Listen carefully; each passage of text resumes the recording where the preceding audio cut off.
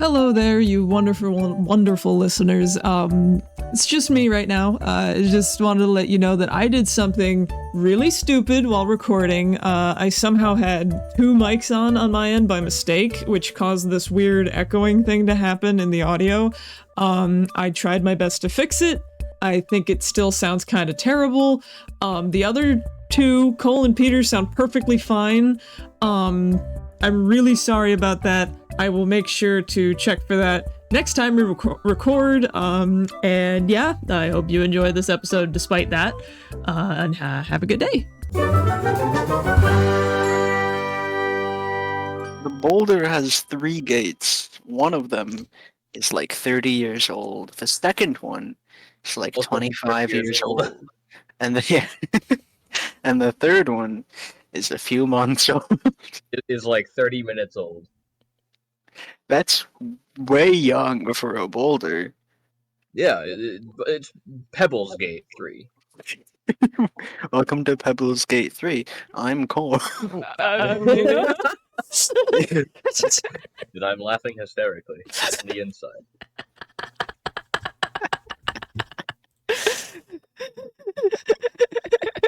Nice to meet you, laughing hysterically on the inside.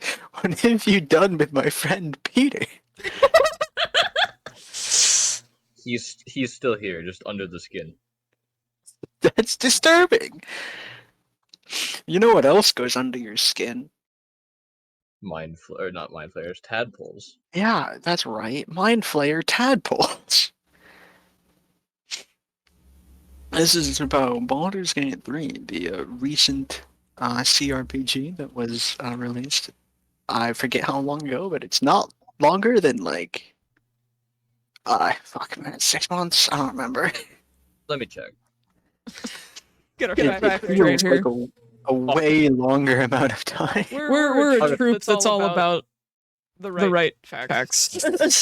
The true facts, like aliens. Yeah, until they're too annoying to search, in which case I don't care anymore. Until we can't find them in 7 seconds. That is when the bullshitting comes in. Then we'll just make up an obviously fake lie, and that way it's not misinformation because it's obviously a lie. Anyway, the hit game, Baldur's Gate 3 by Larian Studios, was released August 3rd of 2023. It's released when? 1 Baldillion players. 1 Baldillion players? Where does that go on the numbers? Oh, you see, that's way higher than a million, lower than a billion. Oh, wow. It's larger than 3, which is as high as I can count. Well, you can count to Baldur's Gate 4. Well, you can count to a higher number than Valve can. Good job. Guys, I can't believe Larian can count to a higher number than Valve. It was published by Larian Studios, and so I think this is really fun, because last week we talked about Bethesda, and how Bethesda Game Studios hasn't really put out an RPG that is an RPG. Mm-hmm. It's just a G. It's a game already. It does exist. They haven't put out like an RPG, like designed one from within their own studio for like the last 20-ish years. Meanwhile, there has not been a Baldur's Gate for like the last 20-ish years until recently. Yeah, Starfield got announced, and Larian was like, "All right, fine, we'll bury you one last time." Jesus. You've dug your grave, now lie in it.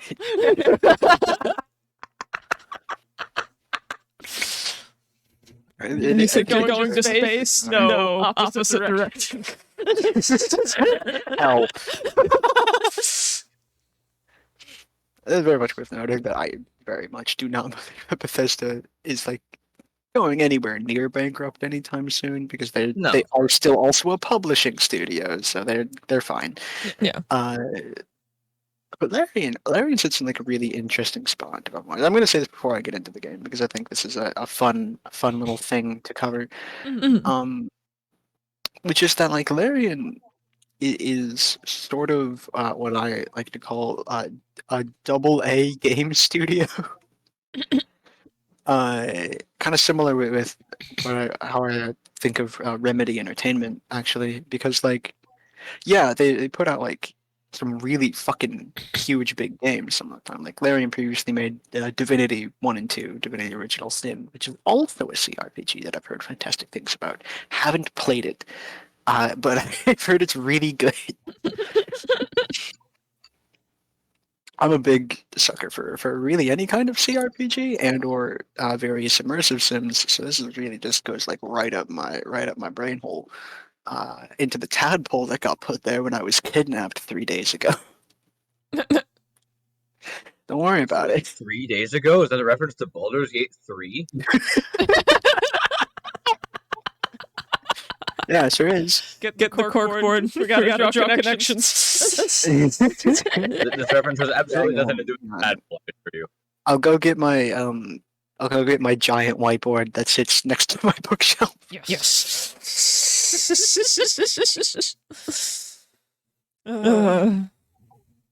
The thing I think is like Solarians is like a really weird niche in the market that is thankfully being filled by them and a few others.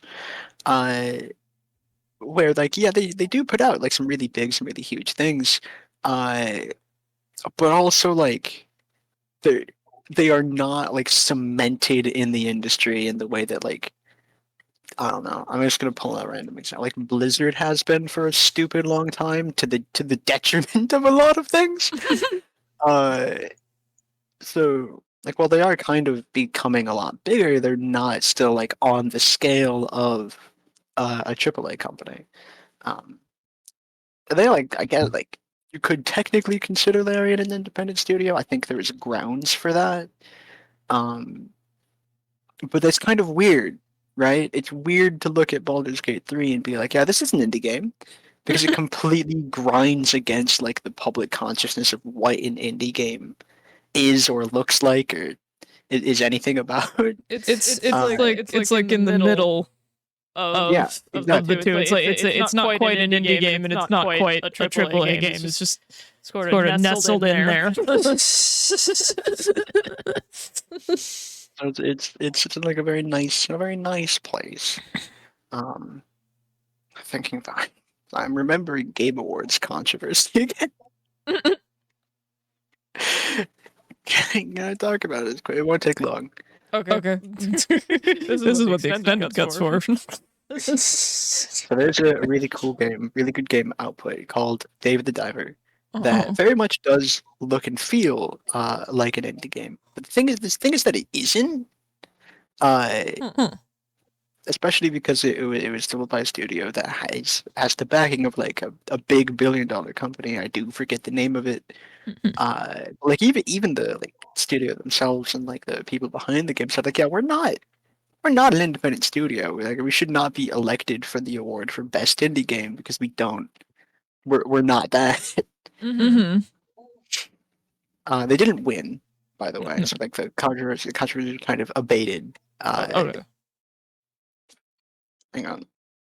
Hanging on. Hang on to those notes. Like you mean it, Peter. I'm holding on for dear life. This is all I have. It's a very stressed grip on those.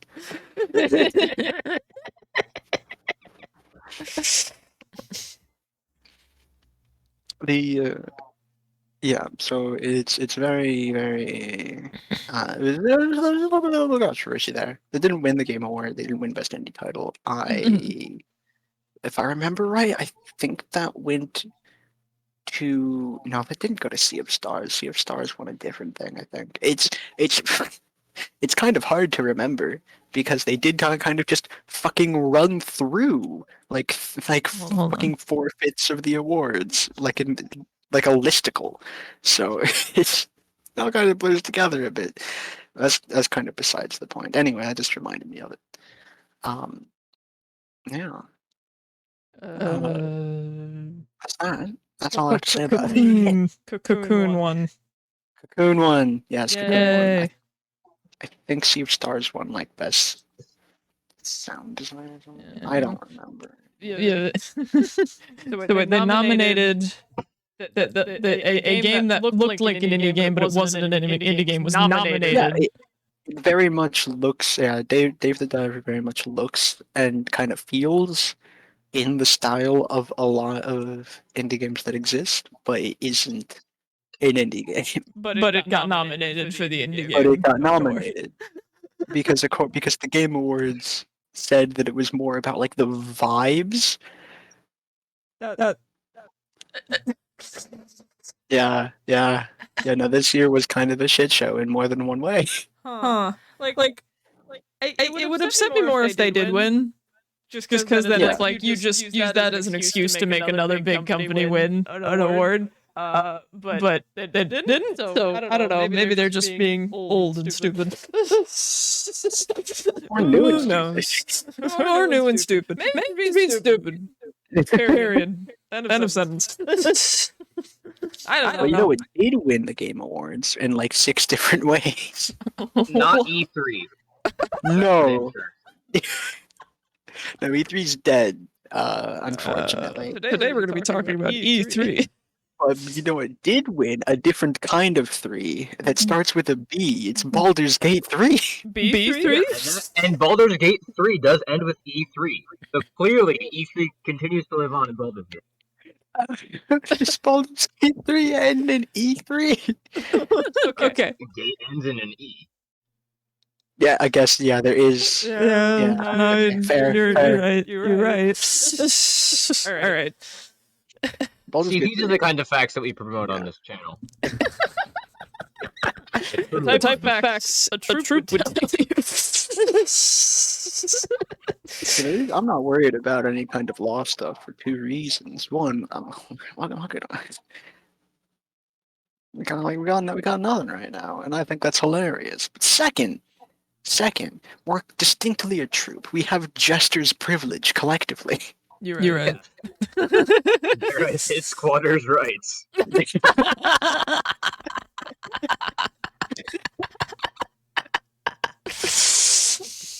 You're right. That's a joke we can't explain. Nope. It's from a D&D campaign.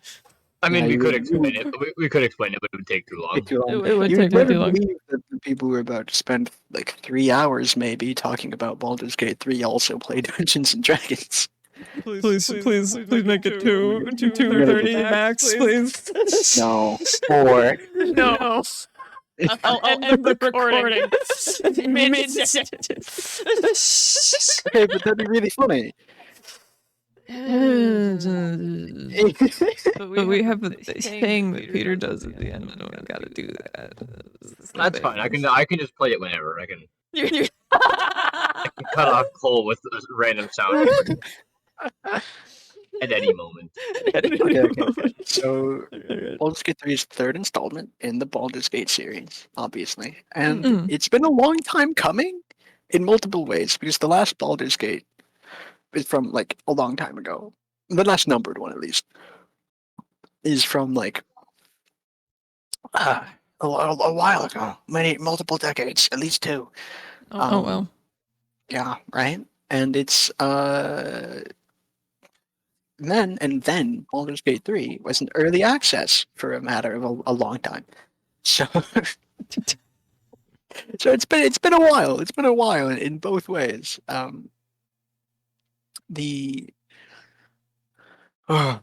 don't even know where to begin other than the beginning. I'm gonna have to stand up for a second. Okay. It's In the the beginning. cord is long. I can keep speaking.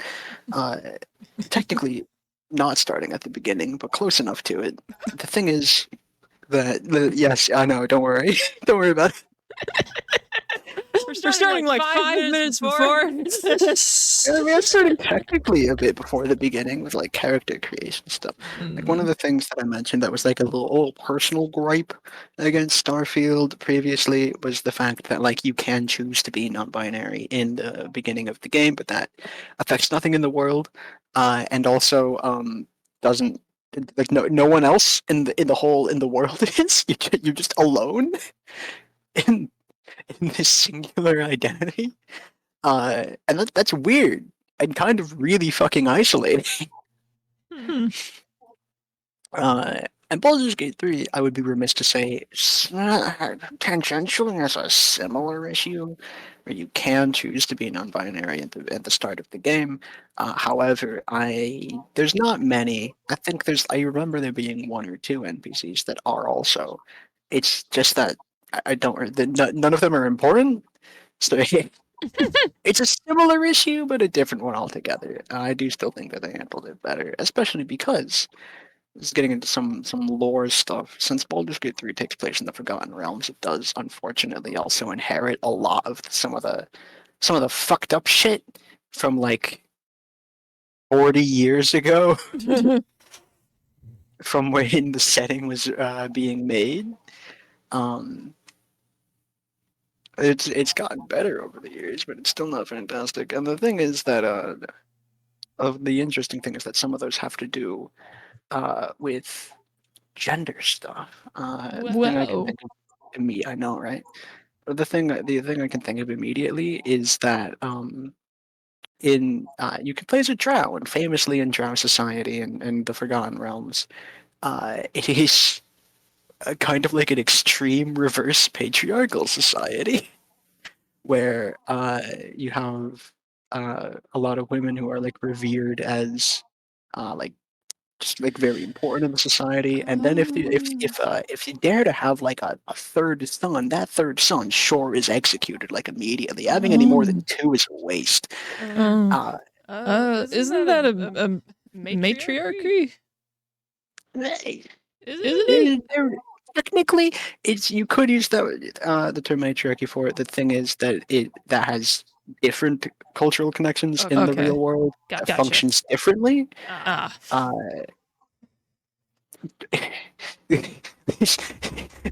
Unfortunately, sociology is really fucking complex, man. I opened a can of worms that I can't comprehend, so I'm just gonna close it again and let you continue. I am a worm. I live in this. Would you listen to our podcast if we were worms? Probably not. We wouldn't be able to say anything. Yeah. Because worms don't talk. So, it's like that. And if you play as a woman drow, you have the opportunity when you go to the Underdark to just exercise all kinds of power in all kinds of ways. Whereas if you play a male drow, you kind of are stuck being a bit of a social reject at best.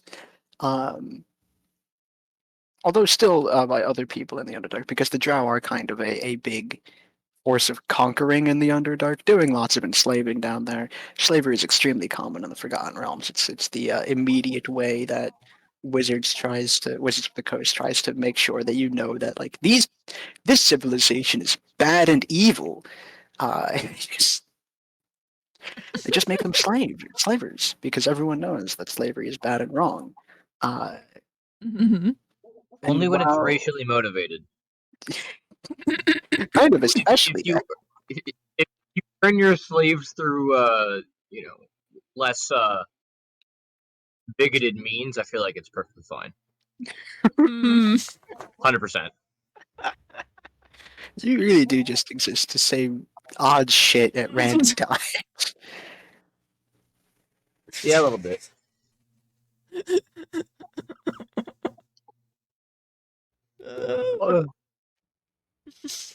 I'm just here. The point is that if you play as a drow that is not a man or a woman, you kind of exist in a weird state between the two, where you're just treated like fine.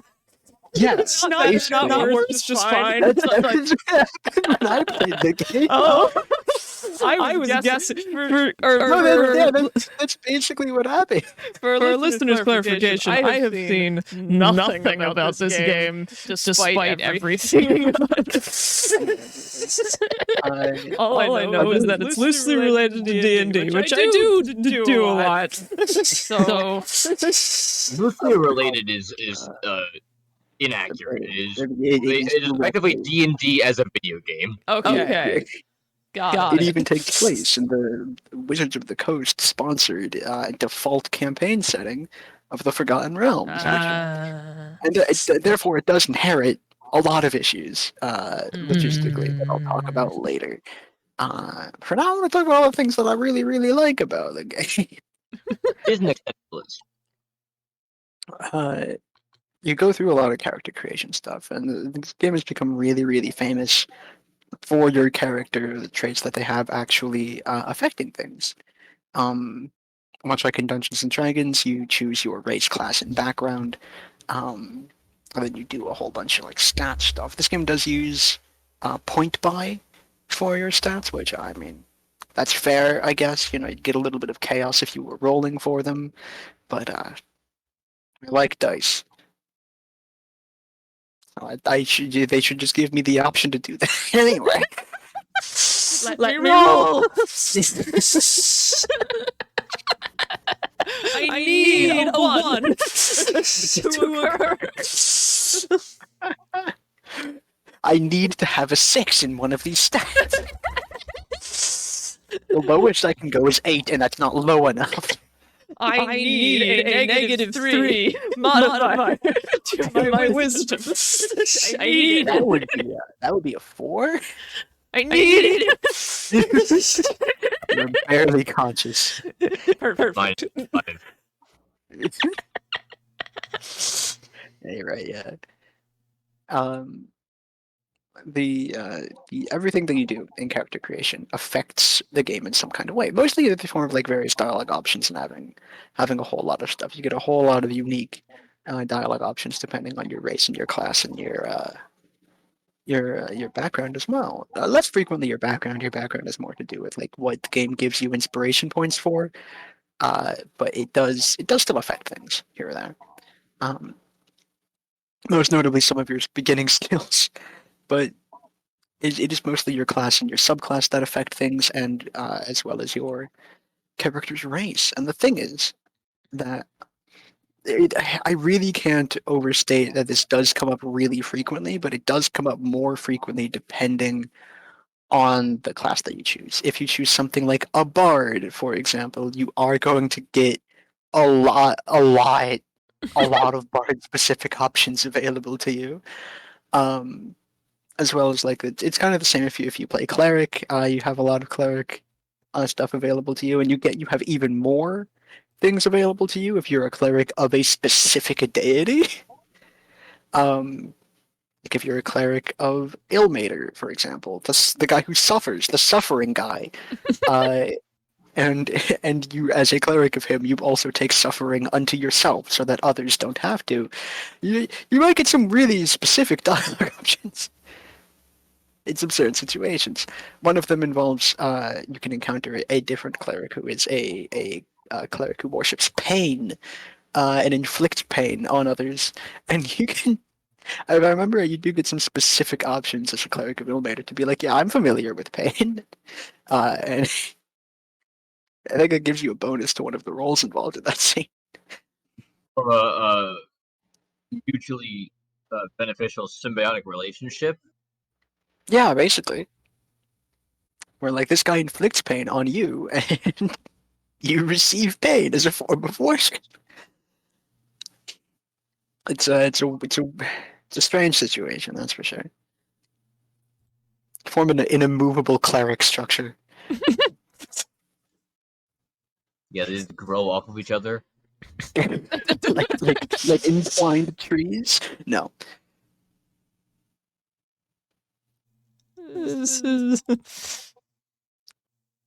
You get a lot. You get so many specific options. I think the one that probably has the least unique options would probably be fighter. I did not go very far on my fighter character, but I do not remember getting very very many unique options for him by the time the first act was over. That sounds about right.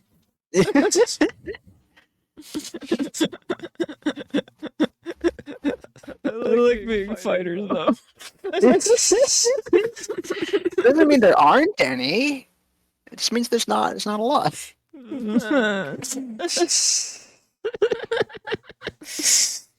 How dare they not have the homebrew bone night? How dare they not have the unofficial bone nights in class? For our listeners who don't know, the bone night class is literally just a fighter class where your weapon is your skeleton. Knives come out of your skin that are your bones. and you swing them at people. It's horrifying, but also I love it. I don't remember many unique options for like ranger either. There's that. But yeah, there's so many things depend on it. Whereas the past several Bethesda games have been just straight G's. Personally, I would tend to put them more in an action adventure category than an RPG category. Baldur's Gate 3 is an RPG to the core, all the way through. It manifests everywhere, constantly, all the time. And of course, I really can't like talk. This definitely has a lot to do with the fact that it is straight up adapting Dungeons and Dragons into a video game. That's just the nature of it. When you take a tabletop RPG and adapt it into a video game RPG, you're just gonna get another RPG. That is just the nature of things.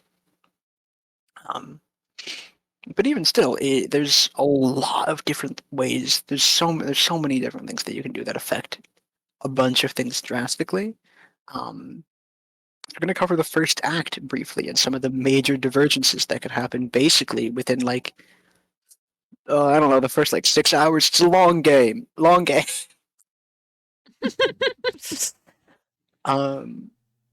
might not have time to talk about more than the first act, but hey, that's what happens sometimes.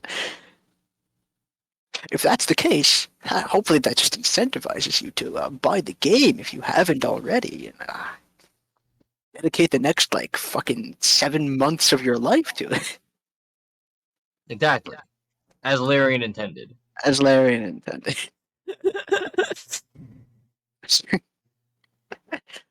You begin the game as either the character you selected or the character you made. Because if you want to be a little, I'm gonna say a little lazy, sorry, then you can choose one of the origin characters. Origin characters are the ones who make up like the default party that you can do. They are the other 6 individuals that accompany you.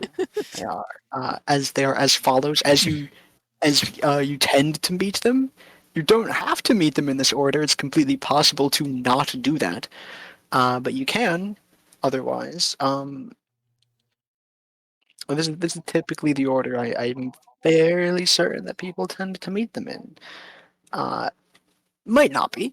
I know for sure that you meet Lae'zel first. Lae'zel is a Githyanki. She is. The Githyanki are a heavily militaristic outer planar people who roam the multiverse fighting mind flayers and also want to conquer the multiverse one day. The multiverse? But they're too busy fighting mind flayers at the moment to really be bothered with that. Oh. She dreams of becoming a champion knight and flying a red dragon by the side of the Lich Queen Vakith, the ruler of her people, who she venerates like a deity. Although technically Vakith is not a deity, if you say that to her, she will be really fucking pissed at you. That is her default state, to be clear, is just generally at least a little angry all the time. But that's fine. I love her for it. The second person that you are probably guaranteed to meet is Shadowheart. You meet Shadowheart when she is stuck in a Mind Flayer pod aboard the ship that you begin the game on. We'll get to it. She is a cleric of the deity Shar. Shar is actually a god, but she kind of sucks real bad. She's a deity of pain and loss and darkness. And seeks to fully usurp the night and the sun to plunge the world into eternal darkness and also despair. forever. If you when you find Shadowheart and talk to her about it, she does kind of try and spin it in a good light of like Shar teaches us to like move beyond pain and loss so that it can no longer affect us. But in Act 2 you meet a whole bunch of other Shar worshippers, and man, those guys sure do just love inflicting misery. So maybe not the best people to throw your lot in, but she's kind of on a bit of a different bent than a lot of other Shar worshippers, and that is a thing that you can explore with her character as the game progresses. And those are the two characters that you meet aboard what is called a Nautiloid, a mind flayer ship that has abducted not just you, but several other people, all of whom will slowly be turned into mind flayers. I say slowly as if it doesn't happen over the course of a week, you included.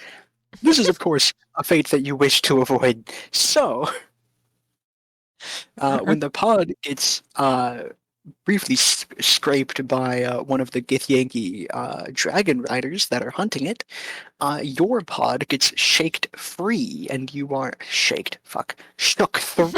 I hate life. Shook free. This is what was happening yesterday. This is why.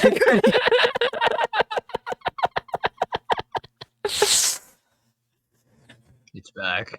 It's back. Voices. No. Your pod gets shook free, and you are capable of going around and getting the fuck out.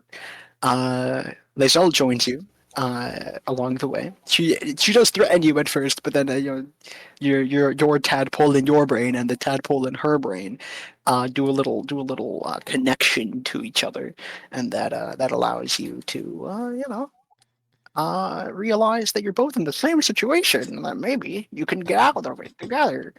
Oh.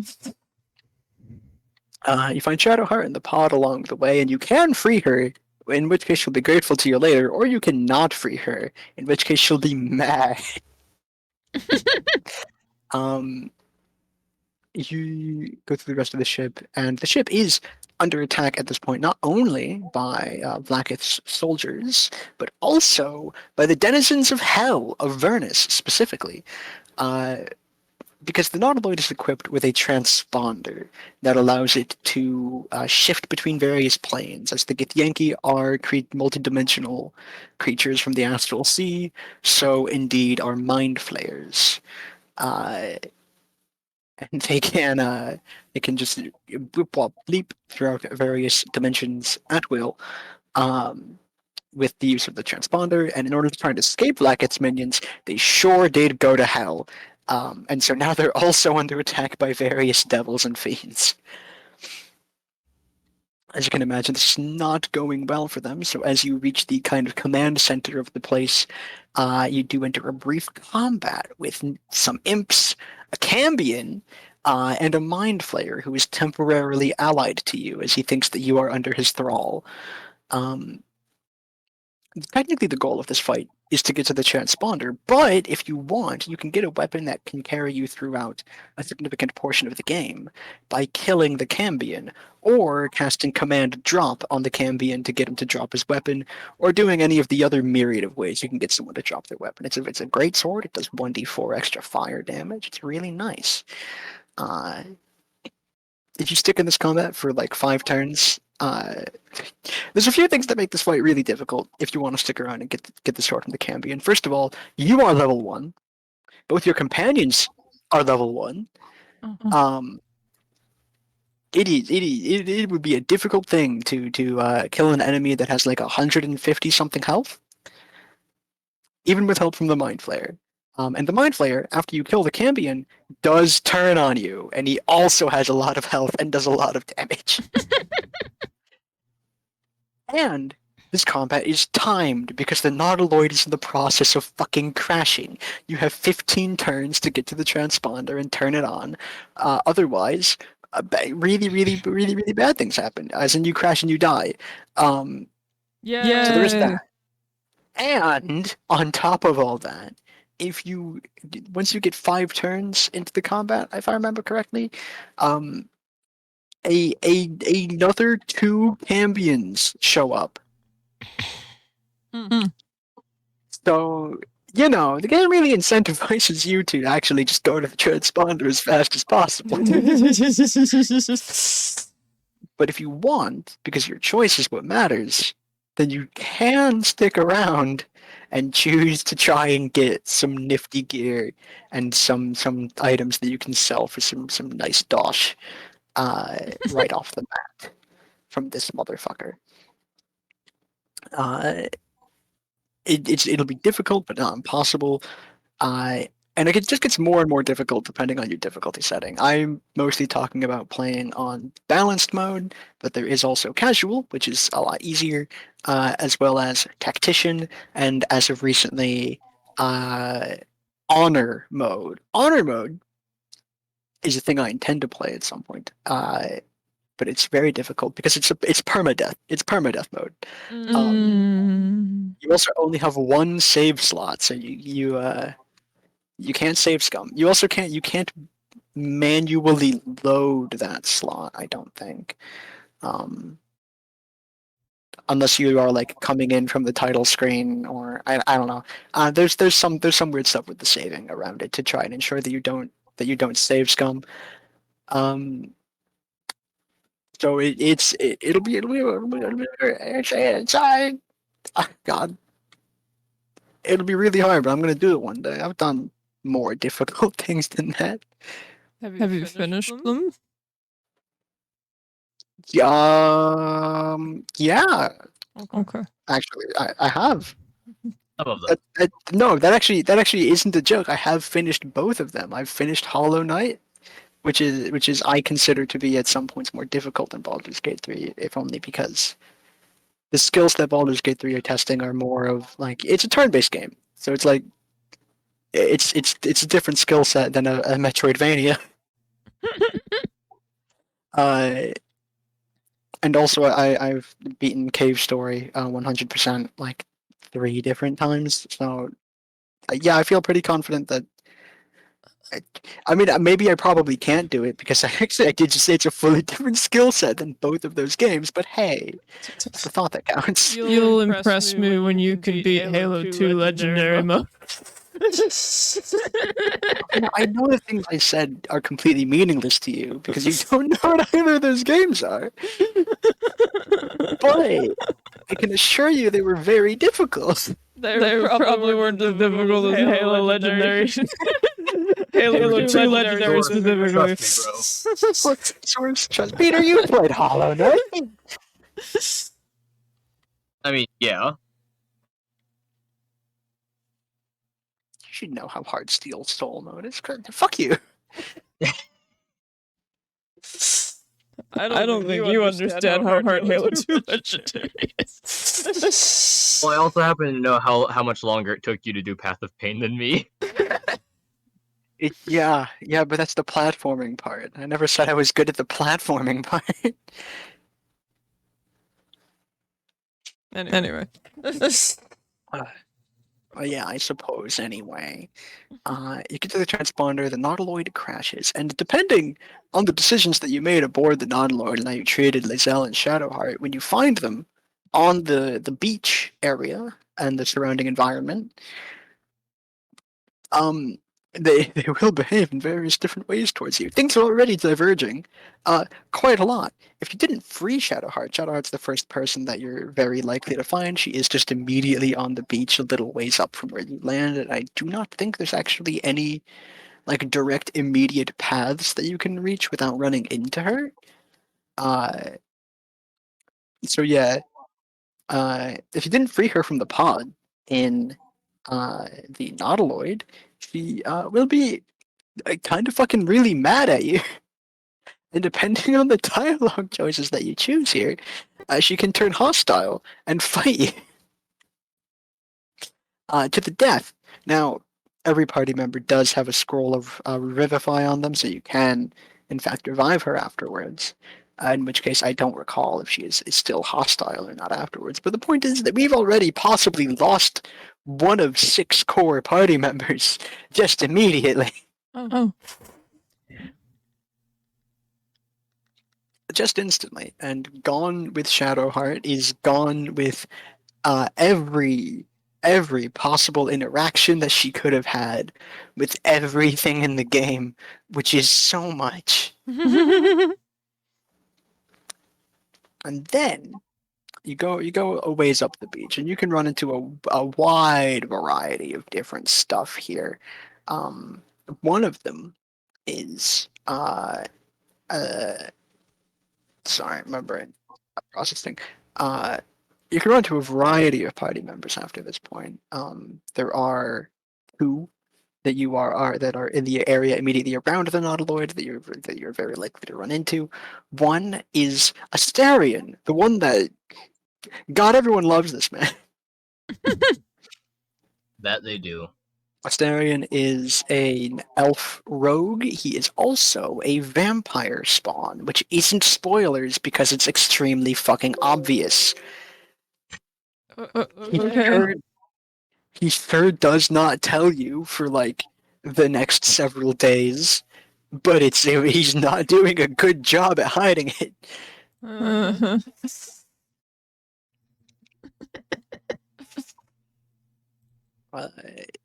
He accompanies you after threatening you for a bit because he did see you walking around in the ship, just completely free. So he thinks that you're allied with the Mind Flayers when you are probably not.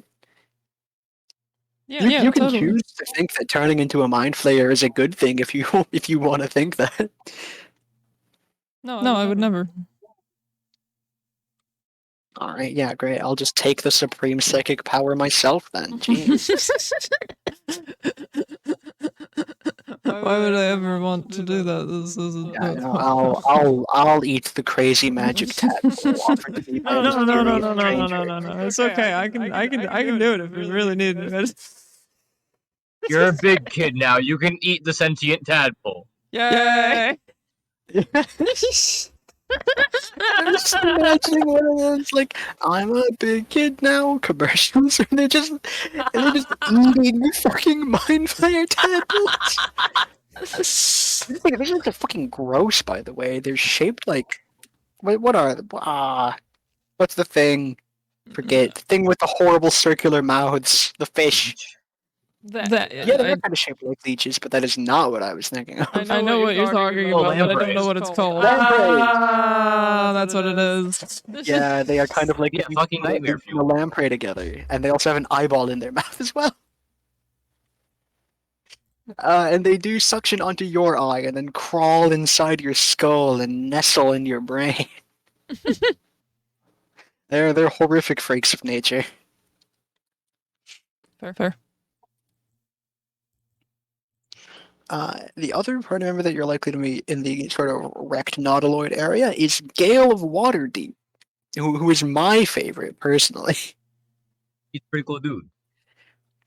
He's a wizard. Sure is a person. I like wizards. There is a guy. Yeah. There was a glitch shortly after the game had launched that caused Gale's romantic interest in the player to go up really, really quickly. So a lot of people didn't like him at first because there was a bug that caused him to be like really, really pushy. Just hi. 5 minutes later. Hey.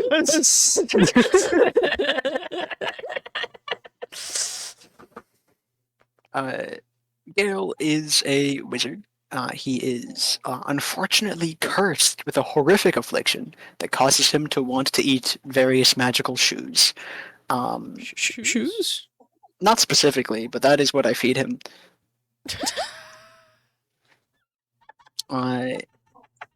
He has inside of his chest a Netherese orb. This is connected to some deep lore shit that I don't want to talk about right now. It's not like there's not like any real issues attached to it. It's just fucking. The game's been around for like 40 goddamn years. It's a long, complicated story. All that you need to know is that the orb does eat magic. It is constantly draining the magic from Gale's body, as well as just the surrounding environment.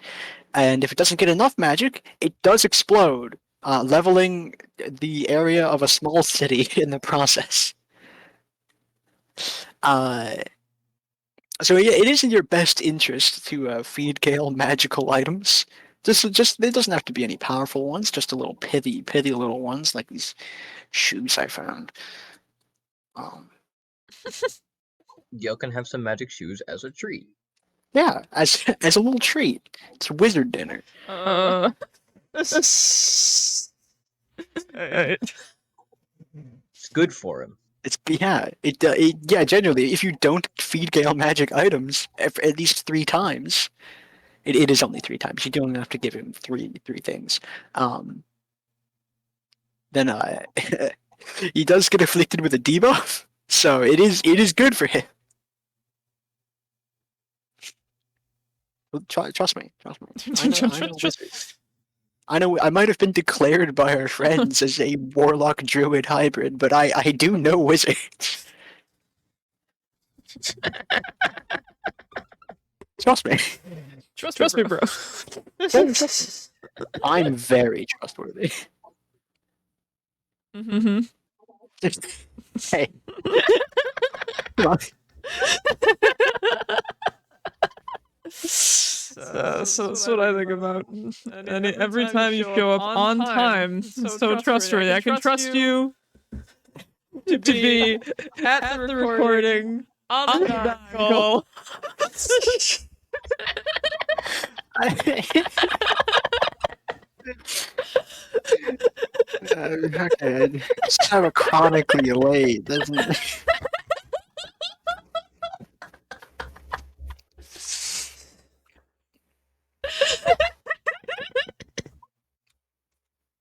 So that's a different kind of trust.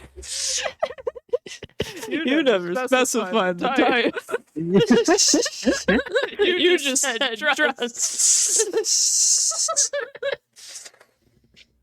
I guess that is true. It is. You can trust me.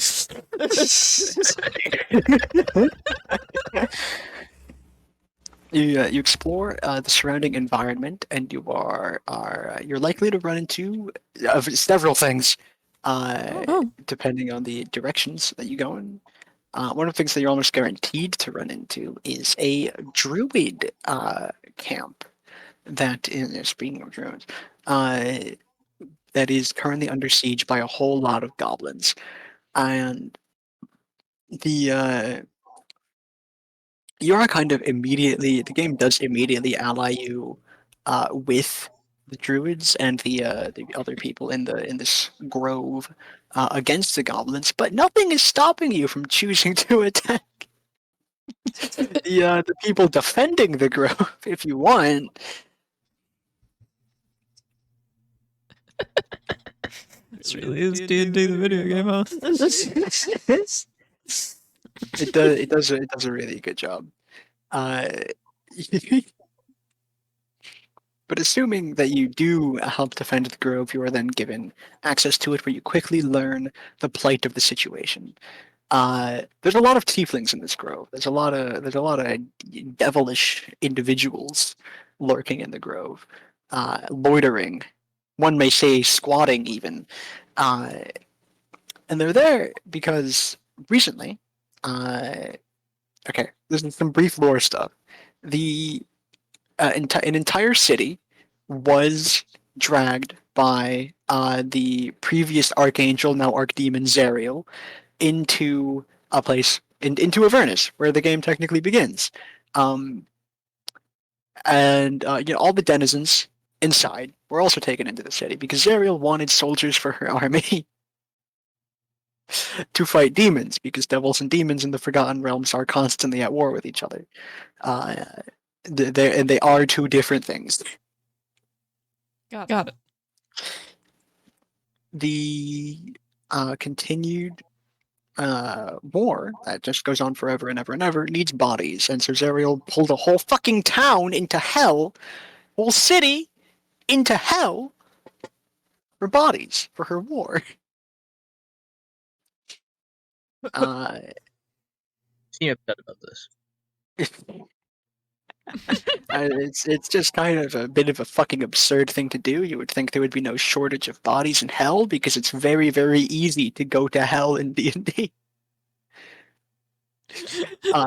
So you'd think that like bodies would not be the thing that. But I don't think that Zariel exactly thinks a lot of things through because the way that she became an archdemon was by being fucking an archdevil, rather. Apologies. She's not an archdemon, she's an archdevil. Wow. After I telling know. us they're different things, you got them mixed up. Racist. She Whoa! I don't think you can be racist against devils and demons. They're kind of literally the worst, so. That doesn't mean you can't. I was gonna say you could say that about white people.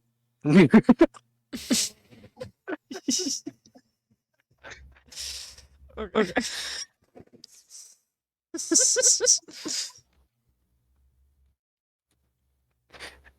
It got real quiet after that, huh?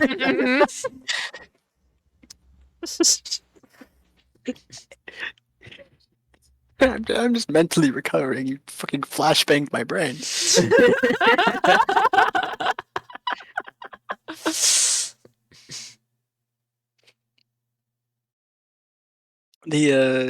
became an archdevil in the first place because she used to be an archangel, but she was like, hey, why aren't we doing anything about this kind of eternal war going on in the hells? Like, I want to get involved in that. She was still an angel of like battle and conquest anyway, so. Perfect. So she went down to hell and she got kind of manipulated by several devils into becoming a devil as well. She doesn't really seem to mind because she does just really like fighting and killing. So I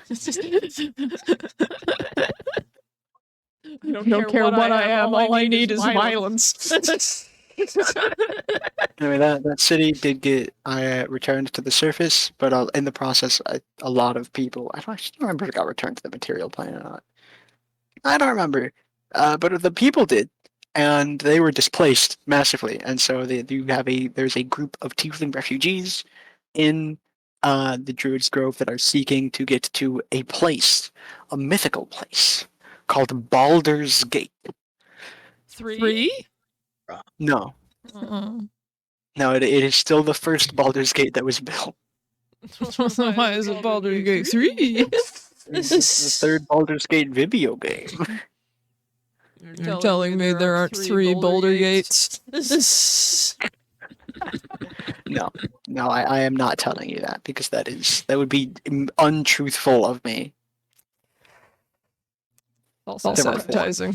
There are 4. There are 4. I'm gonna sue them. There are absolutely 4 Baldur's Gates. There's 4? Yeah, definitely. Still false advertising. Higher than Valve.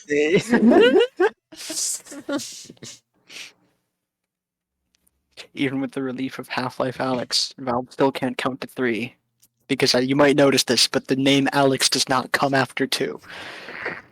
No, see, it clearly does according to Valve. You got Half-Life 1, Half-Life 2, and Half-Life Alyx. If there's ever a third Portal game... Yeah, it'll be Portal Alex. Portal Alex, yeah. Alex, yeah. It'll actually... The game will be called Portalix.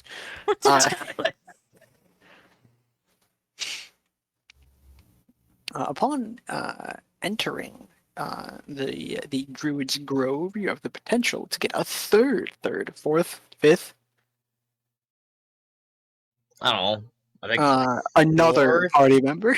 Wow. Fifth. Yeah, fifth. His name is Will. I forget his last name. Will last name. Will last name. He does have an important last name. He is Will Ravengard. That's it.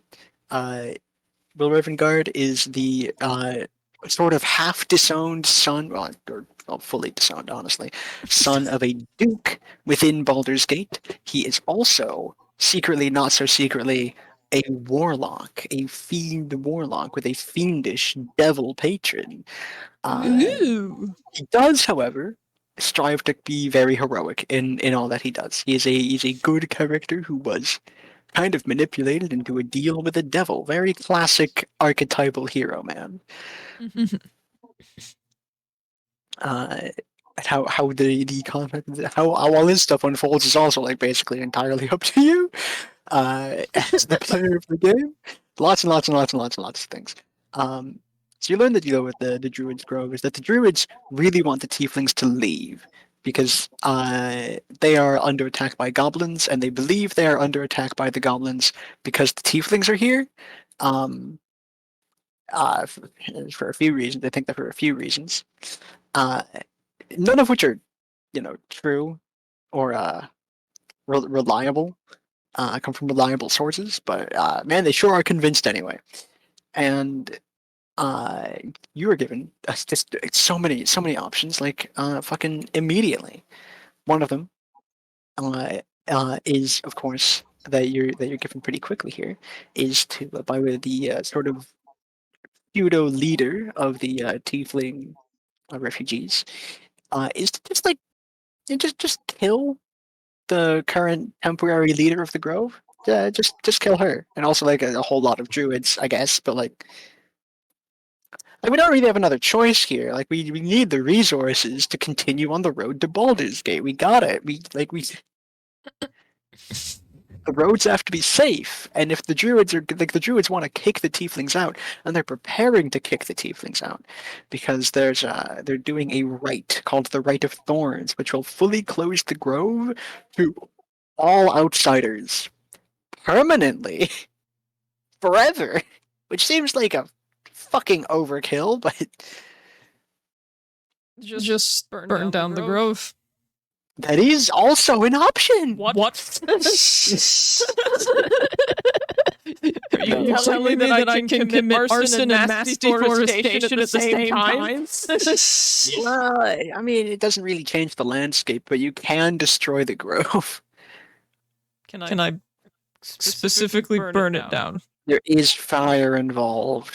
If you want there to be fire involved. Well, I guess you there's would going have to be you would have to be the one to set the fire.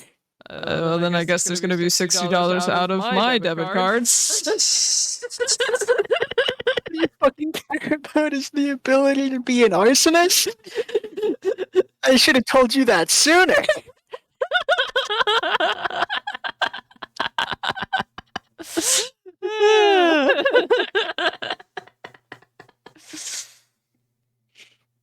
There is, yeah, that is technically an option, and we'll get to it. Yeah.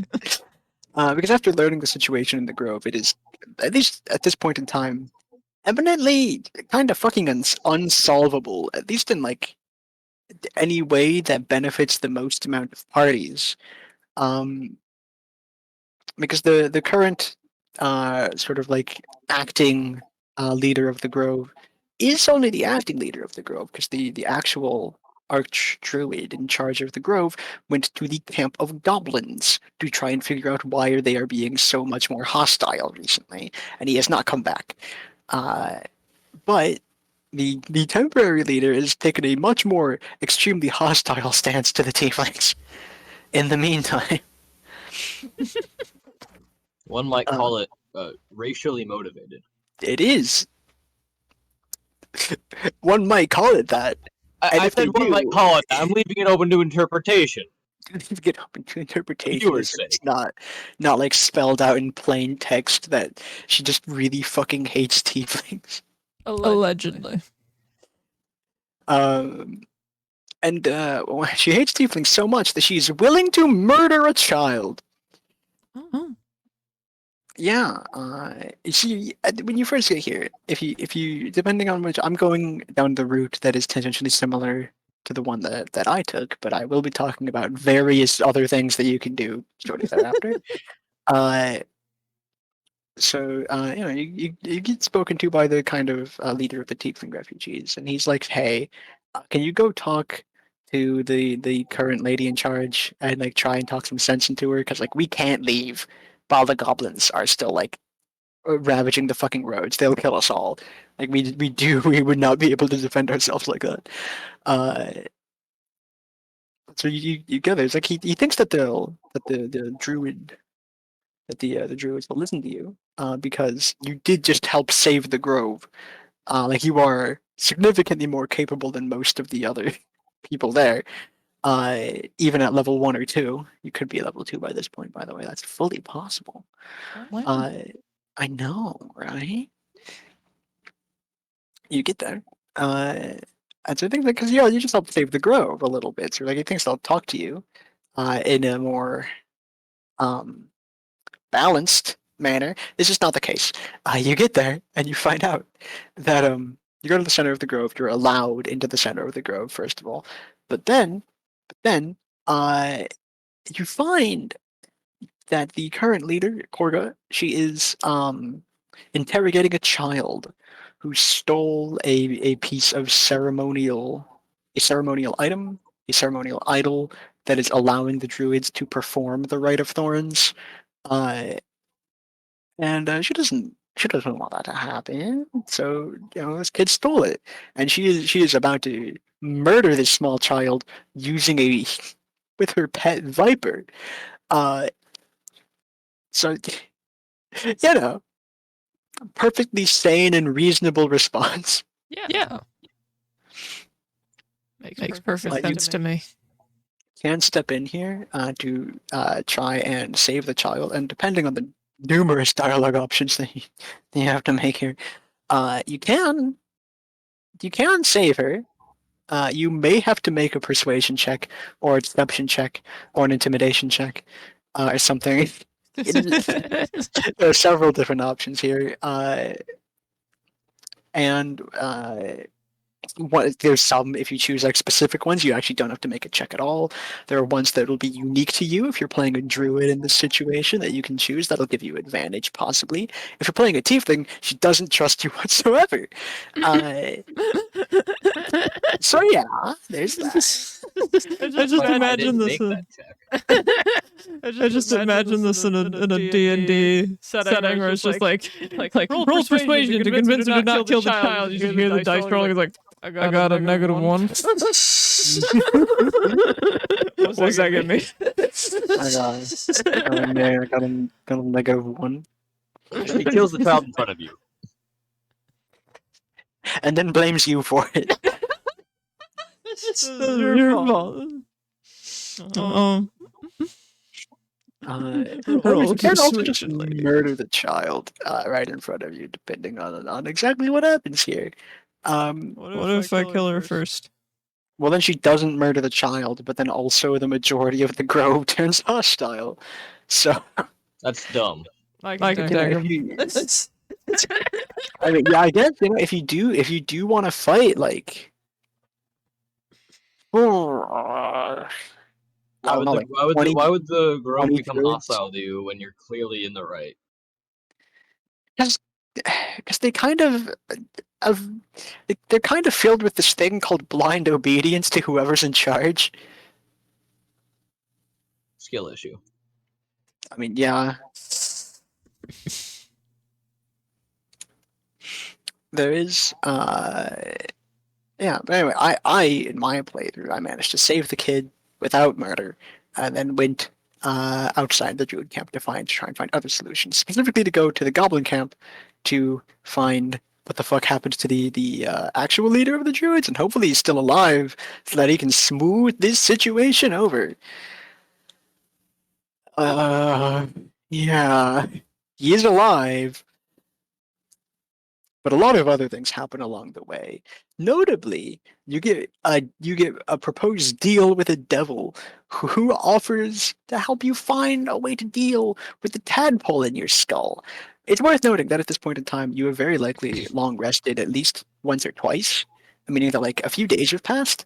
Normally, you'd be like halfway through Mind Flayer transformation right now.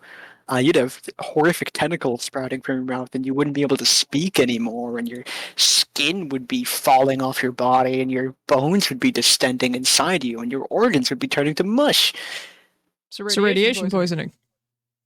I don't think radiation poisoning involves tentacles, but All the other stuff, in every other way. At least large amounts of it would. You've never had radiation poisoning. How would you know? Yeah, I am still alive. Yeah, good point. I think that much radiation poisoning would just kill you basically immediately. No. It usually no. So I went down a Chernobyl rabbit hole on YouTube for 2 days straight. And I can tell you, for the people who stared straight into the melting down reactor and got a full face blast of radiation, it took them about a month of a slow, agonizing death to die. Okay. So Not to be mean to dead people, but did any of them sprout tentacles? no. No, Okay. they didn't go. I'm just saying. Slowly decayed. Yeah, it's a horrific death. I'm saying that you did just say that it would take a lot of radiation for someone to sprout tentacles. No, I said it would take a lot of radiation for their skin to fall. Oh, I really fucking misheard you. I apologize. That's bad on me. Sure. No. I can't believe you've been mean to dead people. That's not what comic books have told me. Comic books have told me that radiation has everything to do with tentacles. We're gonna get canceled now because of you. So I was a little bit rude to the victims of Chernobyl. Yeah. I mean, that's fair. Gonna get canceled by all 2 of our non-us subscribers. Like you can be rude to them, just not on air. You can say all this horrible shit, just not when we're recording. No one actually knows what your views are so long as you don't say them around. That's unfortunately true. Yeah, I know, that's why I said it. No one gives a shit if you're like the worst person alive, so long as there's no like evidence of you being the worst person alive.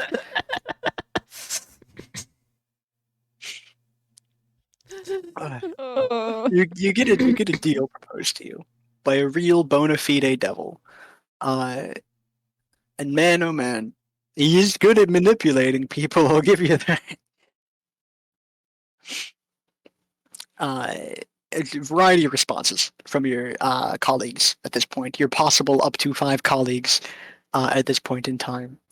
But while you're exploring the area around the grove, you are likely as well to come across an old temple that some people are trying to break into. You can convince them to leave, but if you don't, they will start fighting you. And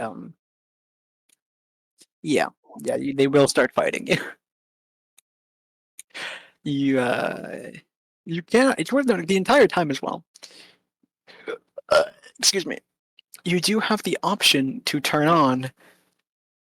Every single character has a passive ability to activate non-lethal attacks. This does not change much most of the time. Usually when a character is knocked out with non-lethal attacks, the game still considers them effectively dead. But like, if you are playing a character that's like not super chill, not really down with murder, you can have them not murder people and still basically reap all the same rewards as murdering people. Wow. That's nice. The thing of this continues. This continues. If you go into this old temple, you will eventually, at some point, probably find a very mummified guy who talks like he kind of came out of Shakespeare, but also like a vague modern understanding of Shakespeare. It's not poorly written Shakespearean English. It is, however, it's still quite jarring. I read the modern English translation of Shakespeare. I know. An old ass man named literally calling himself Withers. He's great. He's my great granddad. Is he withering? Oh my god, absolutely. Oh, okay. so the name rather he has withered already. Ah. It's the name. Yeah, it's Makes Withers. sense. Withers. Withers, my man. Withers. You want to go bowling?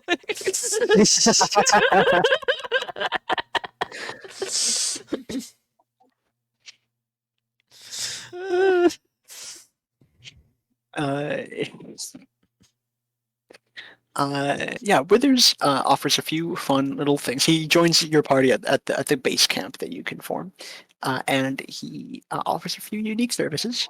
One of which being the ability to just revive any dead teammates for like $200, and the other being to summon dead people back to reality, put just like make their souls flesh again, but specifically only temporarily, so that they can seek vengeance against the people who killed them. This is this game's mechanic for having hirelings in your party.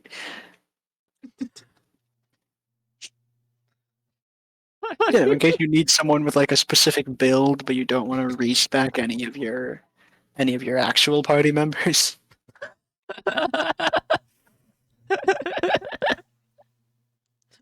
We have the main party, and then we have the unpaid interns. They're not really really revived or like actually conscious, so it's not paying them really that bad.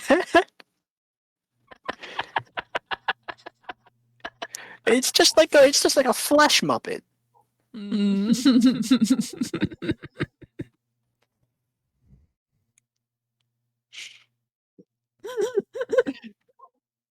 And also, I'm not really their boss.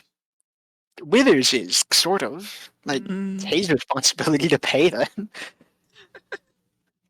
I'm just like contracting them out. I give Withers the money. If he then does not pay his quote unquote employees, that's his issue. Skill issues, some may say. Skill issue? Yeah, monetary skill issue, Withers. What are you even doing with the like 200 money I give you? Not gold. Just money. Money. Yeah. 200 dosh. 200 straight up cash. 200 buckaroos. 200 cold hard cash. It is cold and it is hard because they are gold coins. I knew it. Unlike normal Dungeons and Dragons, there is not silver or copper, or dare I say it, electrum. Fucking disgusting. Not even copper. Mostly just talking about electrum.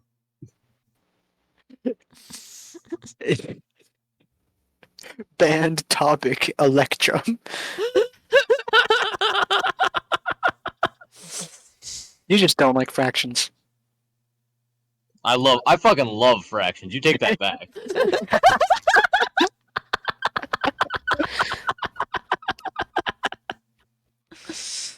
Yeah, you did do trigonometry. Did you figure out how far you could throw something once? So Yeah. I guess I will. I've made a severe and continuous lapse.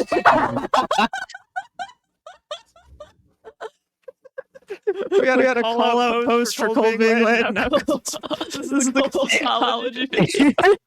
The apology video.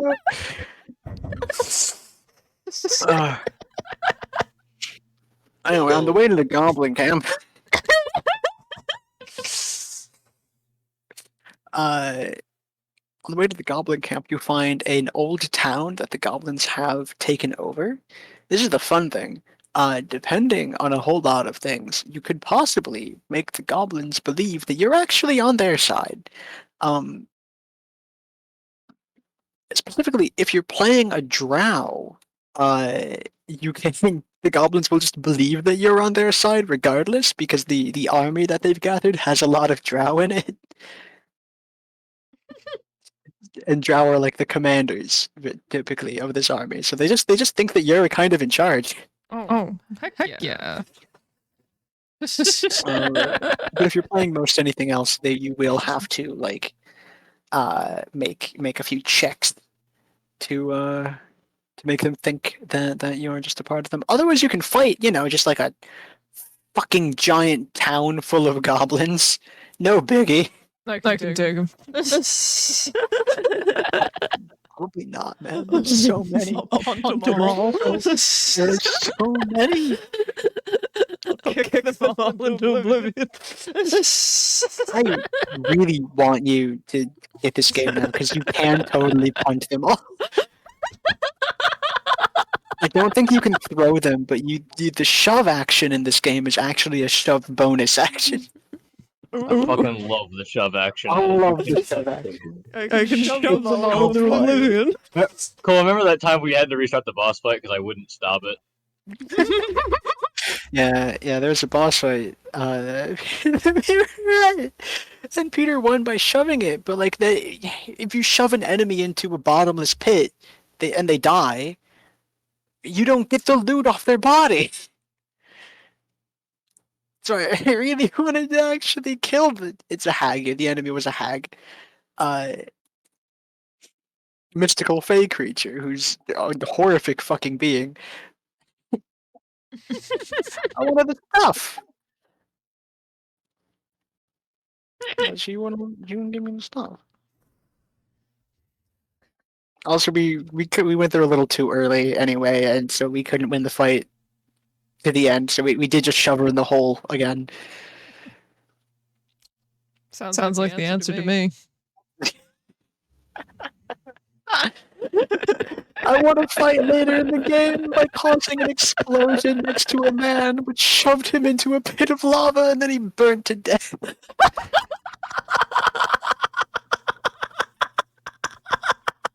Yeah, like, when we say that this is literally D&D, this is literally D&D. I got that. It's just I call you. That was so rhythmic.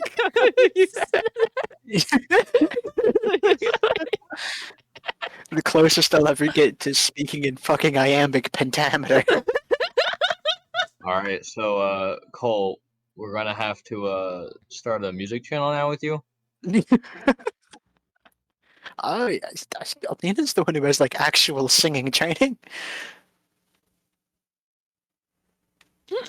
So let's not do it with me. Yeah,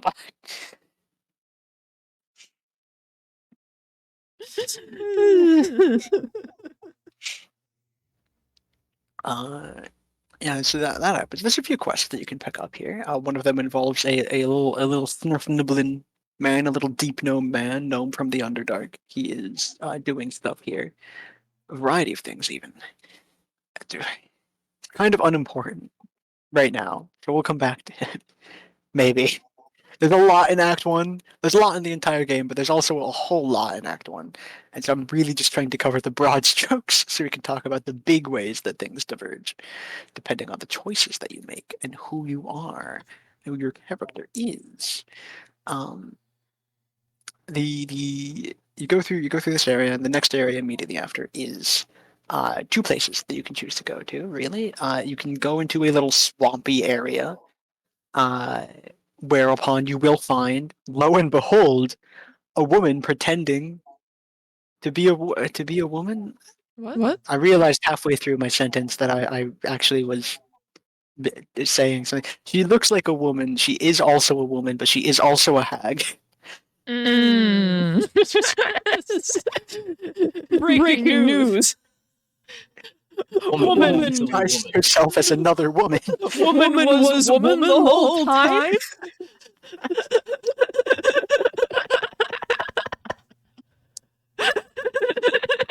Shocking everyone He's in the disguised mess. as an old woman, so you could say a hag disguised himself as a hag. She's disguised as like a very kindly old woman, so she's not very haggish in her A nice old lady hag. disguise. A nice hag. The most fucking backhanded compliment you can give an old lady. Oh my god. Okay. So that's where that leads you. I would not recommend going there. Pretty like anytime. I would recommend going there a bit later after you have a few more levels, because at this point you're probably level 3, maybe level 4. Um, you should be able to reach level 5 before you leave Act 1, like no problem. I'd recommend doing that, doing the her then, killing her then, fighting her then, because otherwise it'll be a bit of a struggle. Because Peter and I fought her when we were level 3, and man, oh man, was that a bad decision? I don't know what you mean. Sounds like a great idea. Baldur's Gate 3, level 3, fight her Yeah. at level 3, and Baldur's Baldur's Gate Gate 3 3 makes sense to me.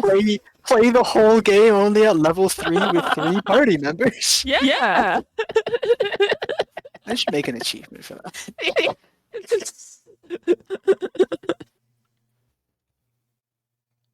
Yeah, the name of the achievement is this truly was our third Baldur's Gate.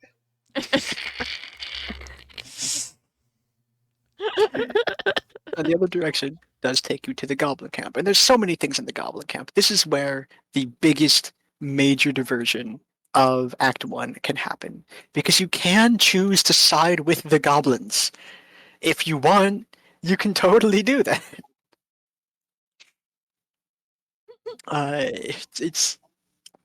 It's a good option. I think it's a good option, at least, because there's a lot of text, there's a lot of exclusive things that you get to it. There's not as many exclusive things as the other way, because I will say, by going with the Goblin Camp, you do miss on your 6th party member. She will not like you. She will fight you immediately. And also, some other things will be unavailable to you. Like all the stuff from the Goblin Camp will be unavailable to you. The Tieflings, if you rescue them, are a running subplot throughout the game, and they no longer appear if you massacre the Grove, because you also kill all of them. Perfect. It is all around a. You miss more stuff than you gain. I think it is one of the better examples of like doing an evil run in a game, because you do gain things that you don't otherwise get, but it is also like you still get less than doing any other kind of alignment, I suppose, uh, for the thing. So again, it's chronically a problem in various RPGs, is the fact that playing an evil character is just not as fulfilling, and also you get less stuff uh, for playing an evil character. So it is, it's an eternal struggle. It's an eternal struggle with RPGs, desperately trying to figure out something to do with that.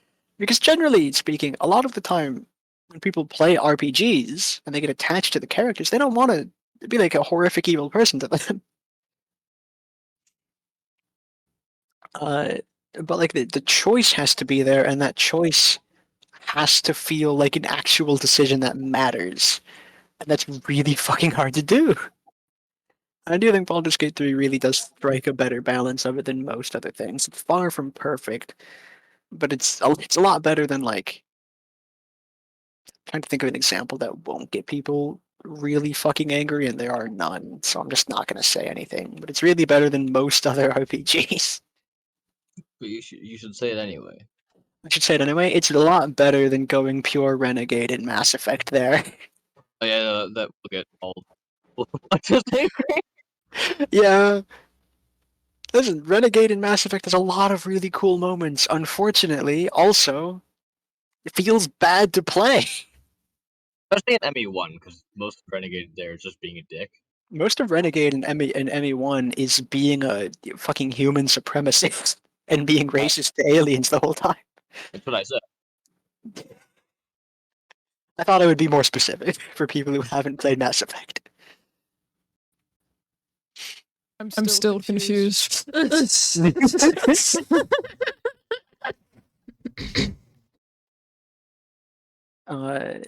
Yeah.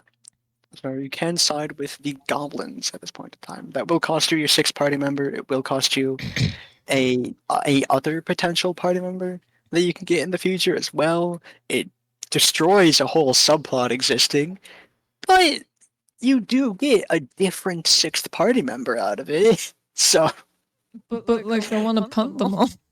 she isn't an origin character. With the shove action, Elena, you can punt anyone almost. Brilliant. So, If I side with them, I can't punt them. But I. you know who you can punt? No, you absolutely can. Yeah, you absolutely can punt. You can betray them if you want. Wouldn't that make punting them more fun? Yes.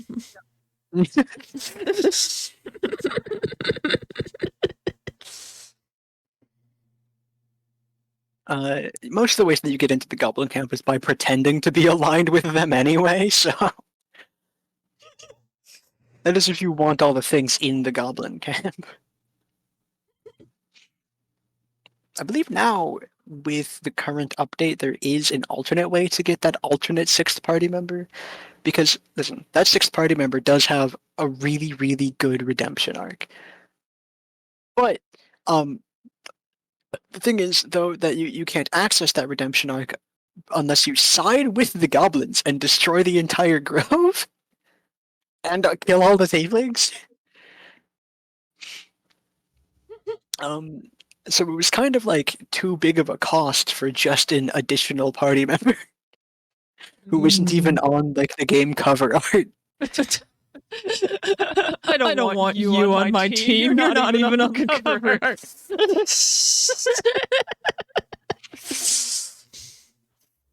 I do believe that they have added a way to get her now. I think if you activate non-lethal attacks and you knock her out while she is hostile to you, she shows up in Act 2 and you can recruit her there, I'm pretty sure. Aren't you the guy that knocked me out? Cool, let's be friends. No. She is kind of being mind controlled, so... Didn't you knock me out? No, the fuck you mean no?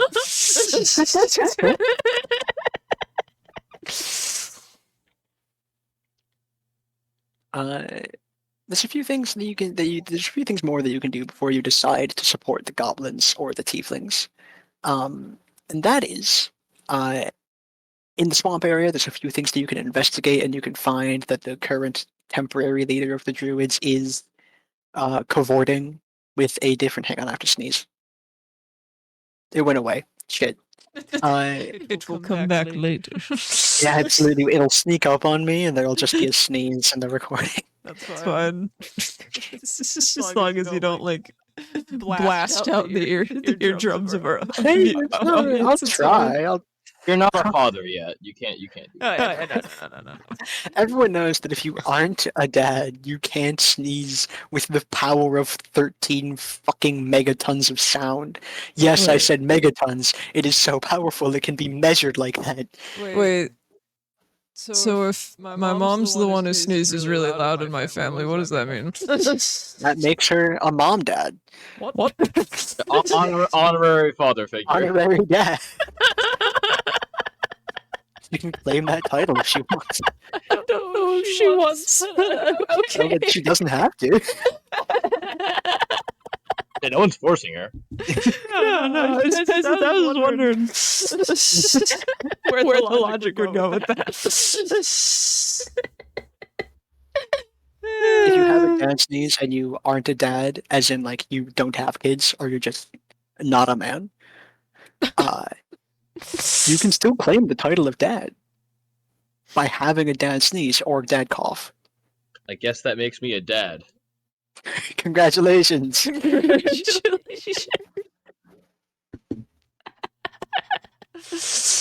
That is... Something happened one night. And you are unaware. That is unlikely. Yeah, no, not likely for Peter, but for other people. Yeah, perhaps. Maybe. Audience out there, if you suddenly developed a dad sneeze / cough one day, perhaps you should retrace your steps.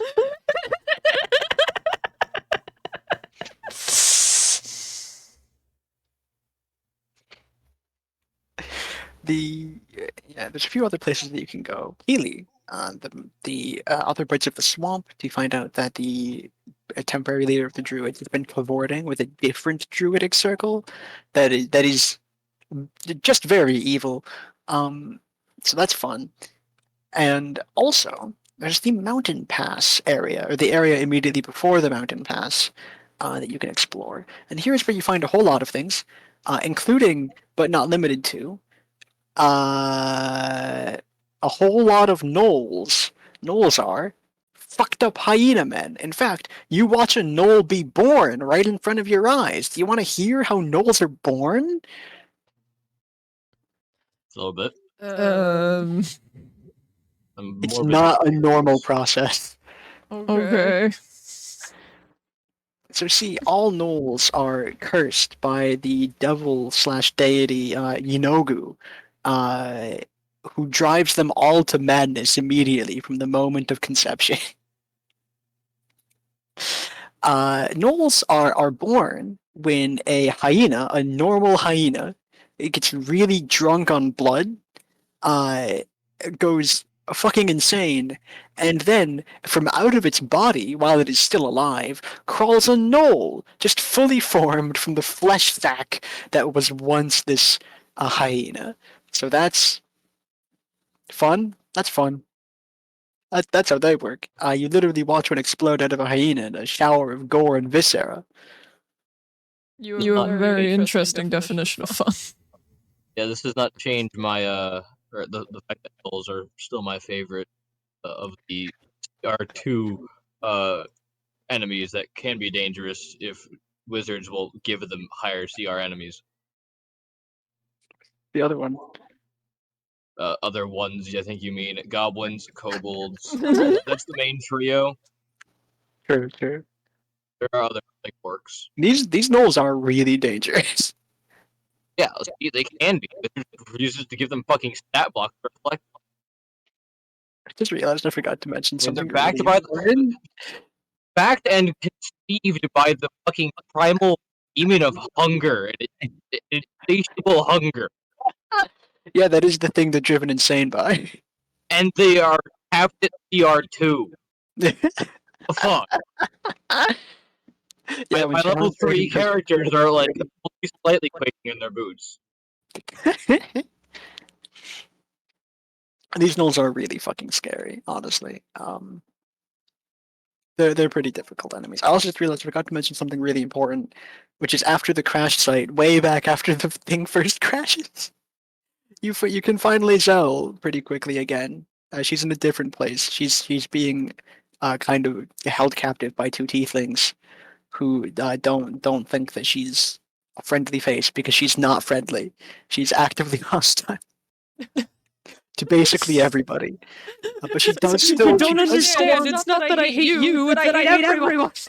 She does still want to help you because she wants to get you to a place called a creche, which has a purification device of some kind. She believes she is wrong, but she believes that wholeheartedly. She is breaking like fundamental laws over people to try and help you. She's just not nice about it. She's the nicest Githyanki you'll ever meet. And I think that says something about the Githyanki as a people. Culturally. It's kind of what happens when you really, really promote intense militarism in your society for like, I don't know, a good 10 centuries. A fucking millennium of A millennium of conquering, yeah. I would not be wrong either. Yeah. The thing, so that happens. You can bust her out of the cage and free her without having to kill either of the tieflings. Thank God. It's a whole ass misunderstanding going on there. Back to way fucking later though. In the mountain pass again. We're back here. This is where you can also, among many other things, encounter your sixth and possibly final, if you don't recruit anyone else, party member, Parlak.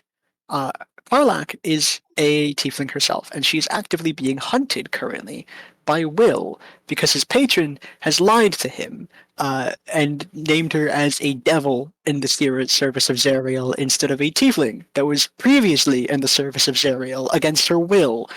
It's just hiding details from him to get him to do her dirty work. Uh, And if you encounter Karlach with Will in your party, or if you see her back at camp with him, he will try to fight her, but he knows that something is wrong pretty quickly, and you can very easily convince him of the fact that, like, yeah, she's very obviously not a devil, dude. You've been misled on purpose. You've been bamboozled. Karlach was conscripted forcibly against her will into the Blood War, on specifically working under the Archdevil Zariel.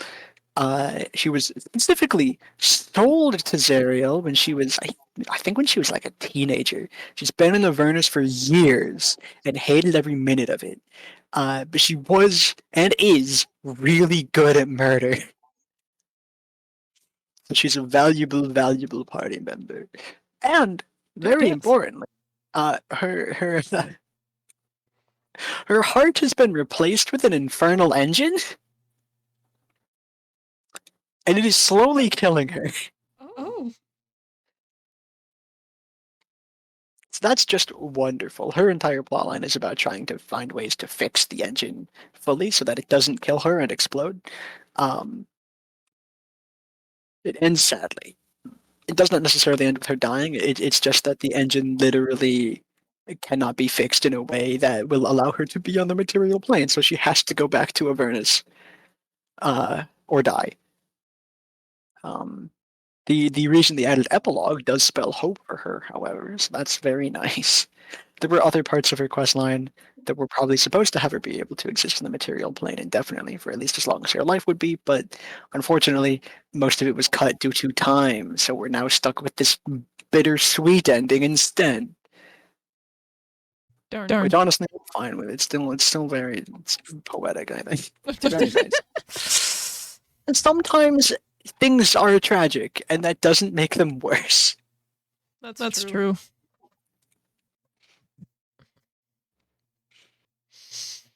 You can encounter her there, and you can very easily convince Will not to fight her because he knows immediately by looking at her that, like, this isn't a bloodthirsty devil. This is just some random fucking warrior. Ah, man, I'm gonna be in real trouble with my patron later. And he sure is if you choose to not fight Karlach, because she turns Will into specifically, she turns him into a devil, and this is where, like, some text issues get really weird in the game. She does make him into a fiend as punishment for going against the contract, but, like, he doesn't really look all that different than, like, really any other tiefling. In fact, he looks more human than most tieflings because, like, most tieflings all have, like, really outlandish skin colors. They are, like, very bright reds and blues and things. Mhm. They're, like, very, very non-human skill colors. Will is just a black man. Okay, but why does he have to be black? I mean black the real world race, not black the color. Yeah, I know. I was just You were channeling all the racist Baldur's Gate 3 fans. Don't do that. Stop trying to make us crash and burn before we fly.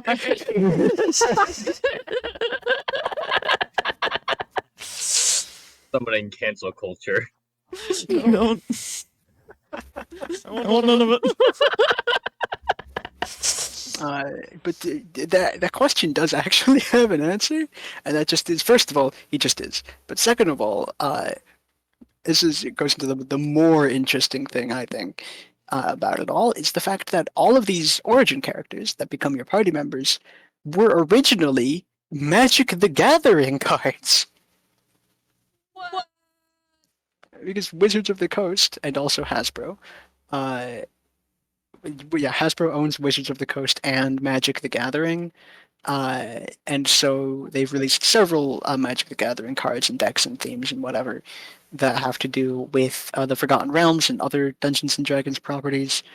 Uh, and all of your origin characters are characters that are technically from Magic the Gathering, including Will, and he was black there. So it's just a direct adaptation of the character. Nice. Fair enough. Christ, Peter, What? you're gonna get us killed one day, socially murdered. You are not like this in normal conversation. What is wrong with you? The YouTuber in me. That Kill it. coveted gold play button is controlling me. We don't even have like 4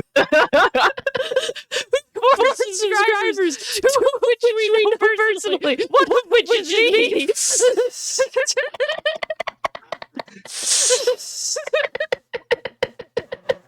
Gold play button. God damn it. You don't even have a fucking copper play button, as if there is such a thing.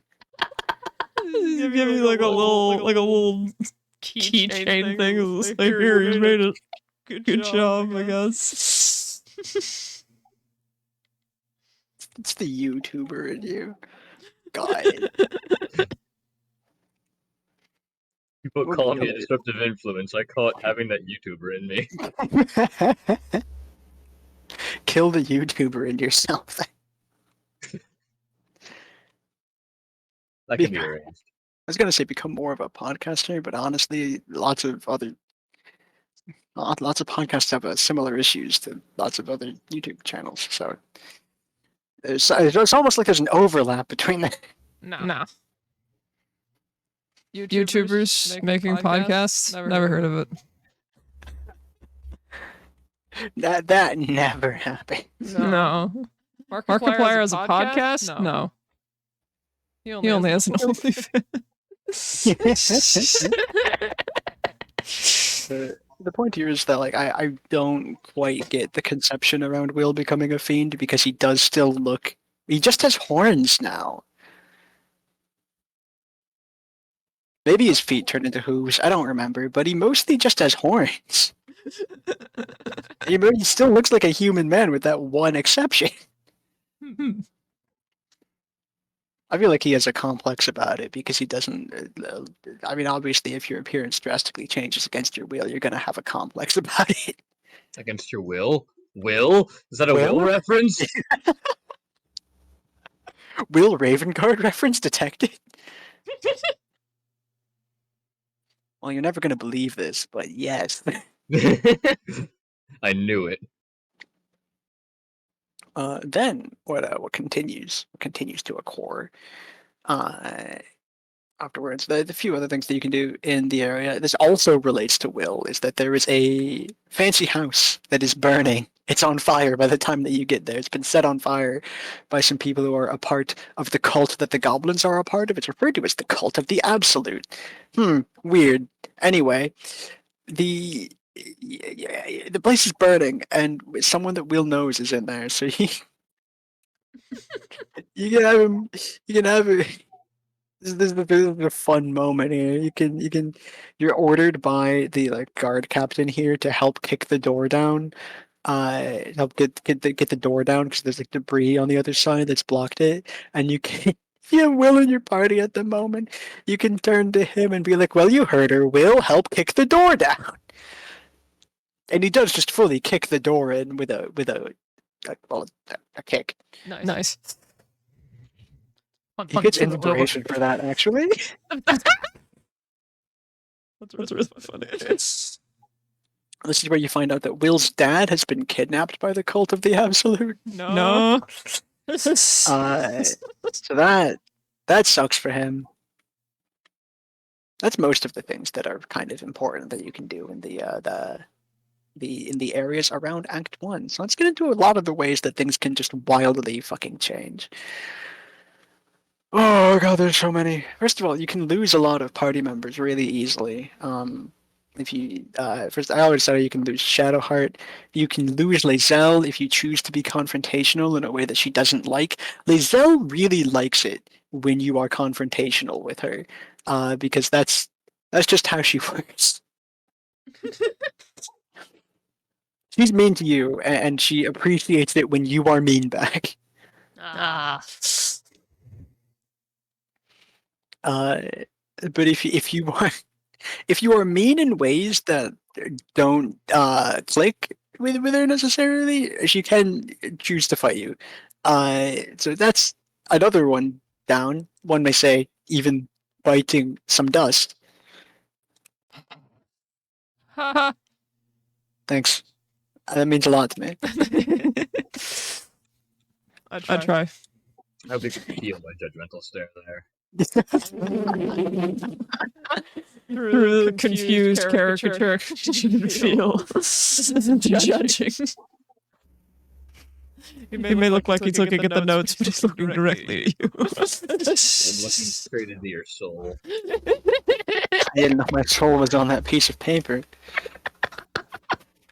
That is otherwise fucking blank. Yeah, it's your phylactery. Oh, be careful with that. That's all I have to say about it. Just put that. Perhaps. Maybe I will. Yeah, okay, thanks. I mean, he's kept it perfectly preserved in that position so far. In between recordings, we just all go limp. I'm already limp. We'll just fall under the table.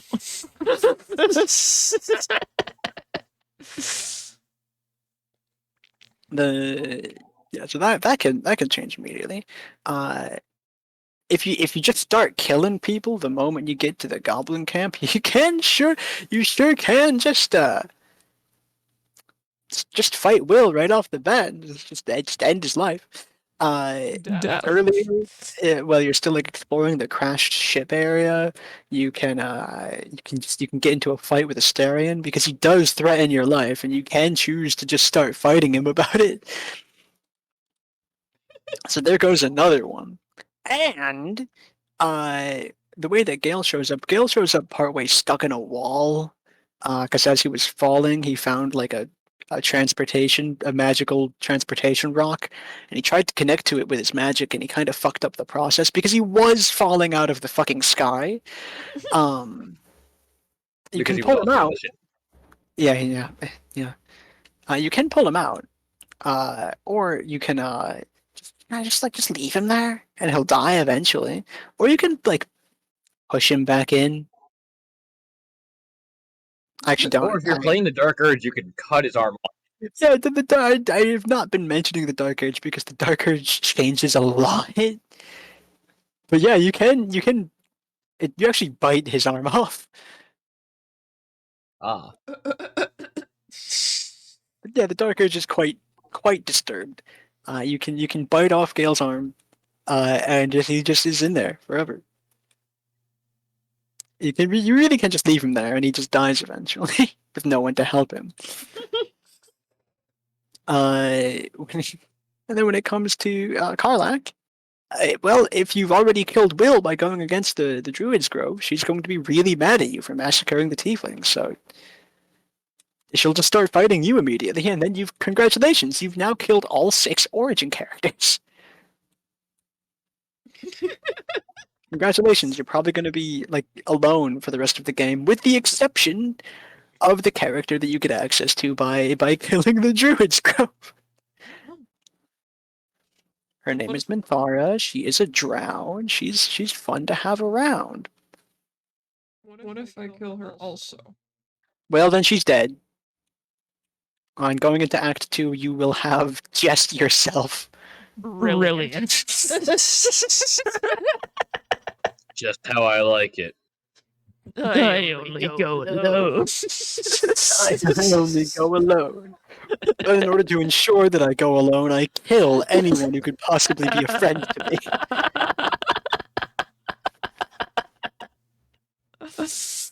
Long live the kingdom. You get frankly too many choices to really sum up in Act 1, but those are like the major ways things can change, is by like siding with the goblins against the druids and the tieflings. In which case you don't get the druid's leader as an ally, because the real druid's leader, the druid's actual leader, is held captive in the goblin camp. He's wild shaped into bear form, so that's when they usually, so that's good for him. Congratulations, man. Uh, he is there, and you do get him as a party member halfway through Act 2-ish. Uh, if you don't massacre the druid's grove. But if you do, you don't get him either. And he, yeah, that's one of the big ways that things change. If you massacre the grove, but you don't kill the tieflings, like you side with the tieflings against the druids, you do still have to end up killing the goblins. And also, you actually don't lose the druid's like actual proper leader as a party member at all. He seems to, he actually ends up caring more about the tieflings than the members of his grove, especially because the members of his grove were planning to do some fucked up evil shit. And he's not about that. So that's kind of weird of him, but hey, whatever, I guess.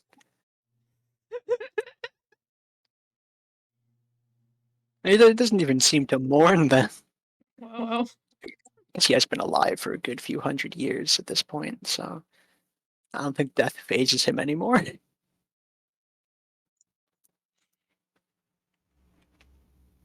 There is just so many other ways to change. Depending on the way that you deal with the hag, she can also show up later. If you just, sorry, Peter, this is spoilers for you, but I don't think you care that much. If you just kill her, she shows up again in Act 3, way later in the game, because she kind of has a bit of a phylactery herself that enables her to not fully die. She's not a lich. She's not a proper lich. She just is pseudo immortal in some other way. Basically, there are these mushrooms, and her body regrows from the mushroom spores whenever she dies. It's like a fucked up version of the clone spell, essentially. Nature's fucked up. Sure is, especially when there's a hag involved. Unrelated, but on the topic of nature being fucked up, bees apparently die when they have sex. Like, they explode repeatedly. This has been your Discord status for the past few days, and I just wasn't gonna ask about it.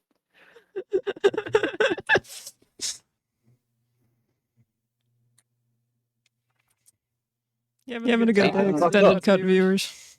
Nature, nature's super fucked up. It's like that. All I'm saying is that, like, if like a wolf has too many cubs that it can't care for, and also it's like really starving, it will eat one or two of them. Well, yeah, but I would do if I was starving and I had children. Meat's back on the menu.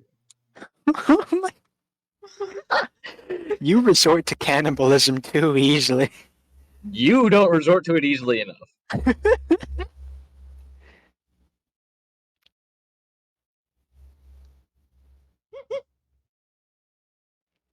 Oh, well, that's nice.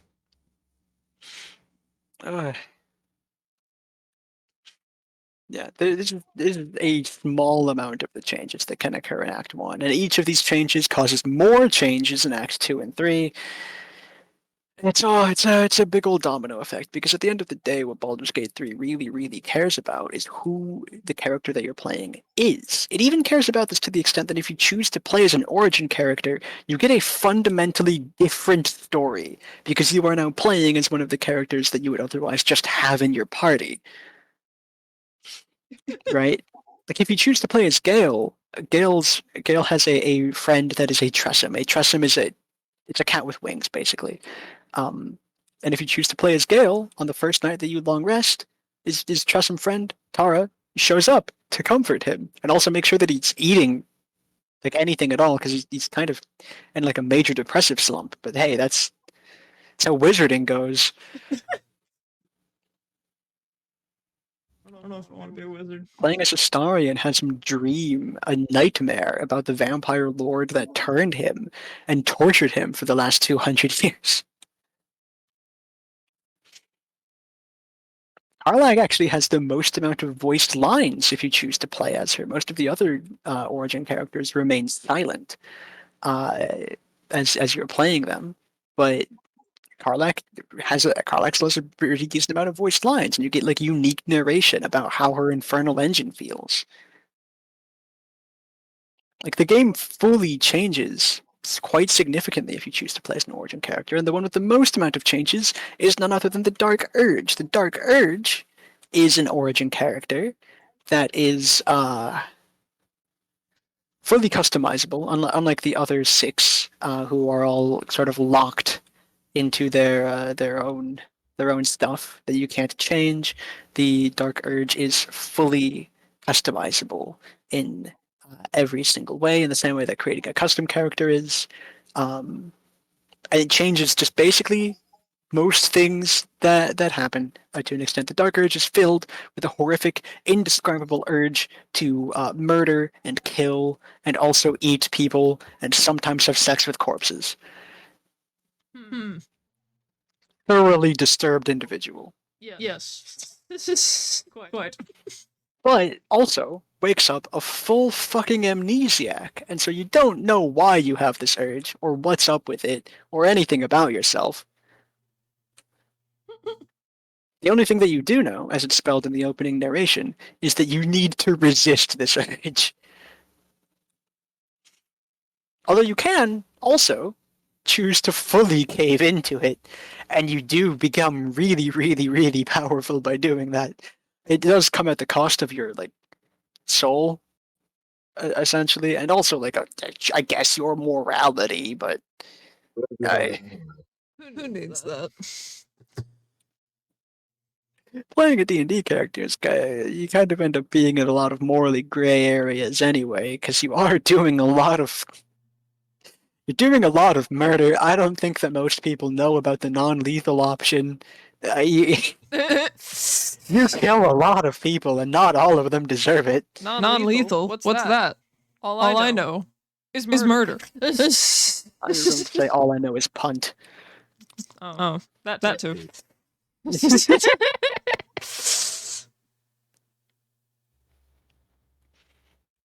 Yeah, so like everything changes, but a lot of things especially change depending on the opening choices that you make in character creation, and that I think it truly shows a dedication to the RP and RPG to tie it into last week,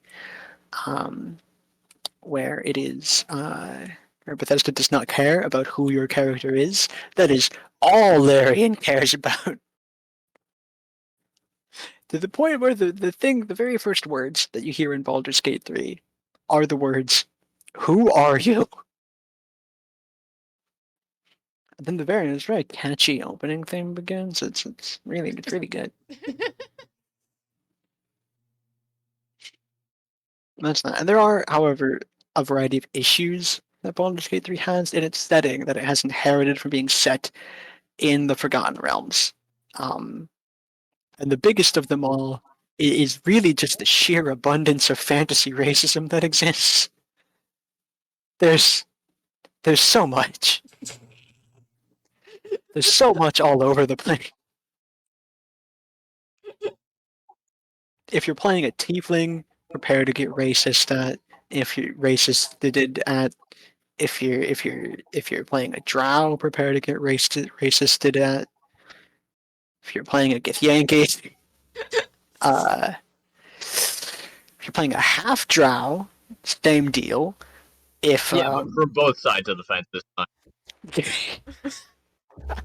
yeah, but now no one fucking likes you.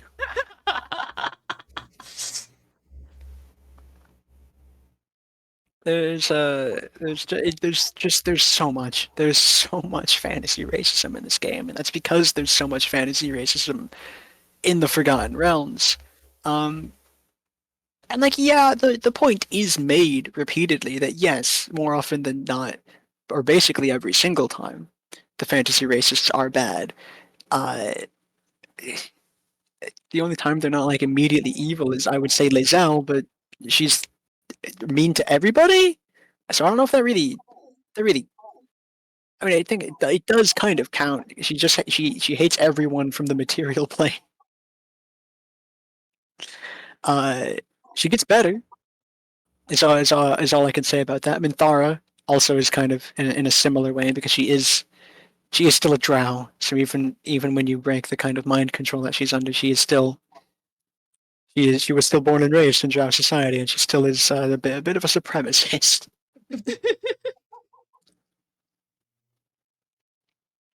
But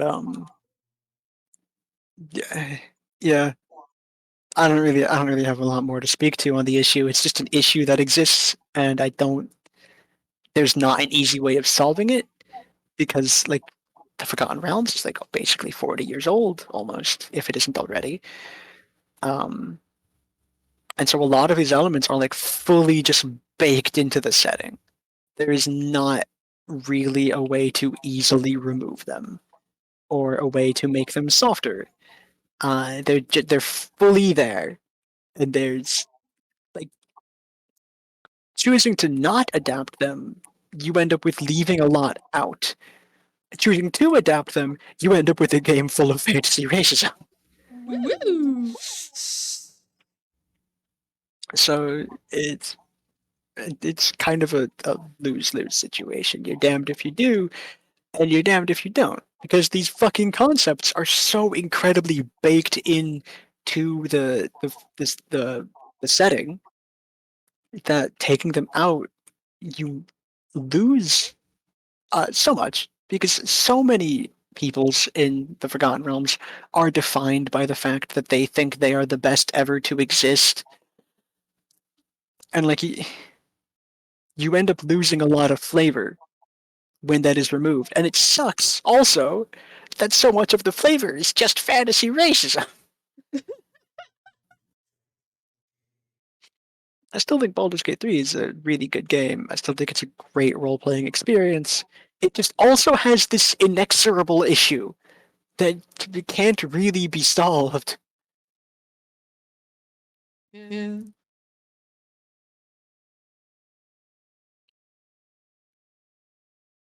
That's the that's really the most major issue with it, and I think it's probably the most important one because the rest of the game, like, yeah, there are mechanical nitpicks I can have. There are like other various flaws with it that I can poke at.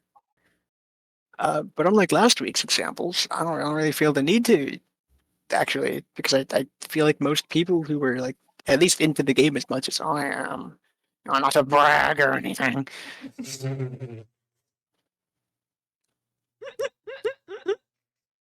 I feel like at least most of the people that I run into are fully capable of like going through the fact that the game does have a variety of flaws in it.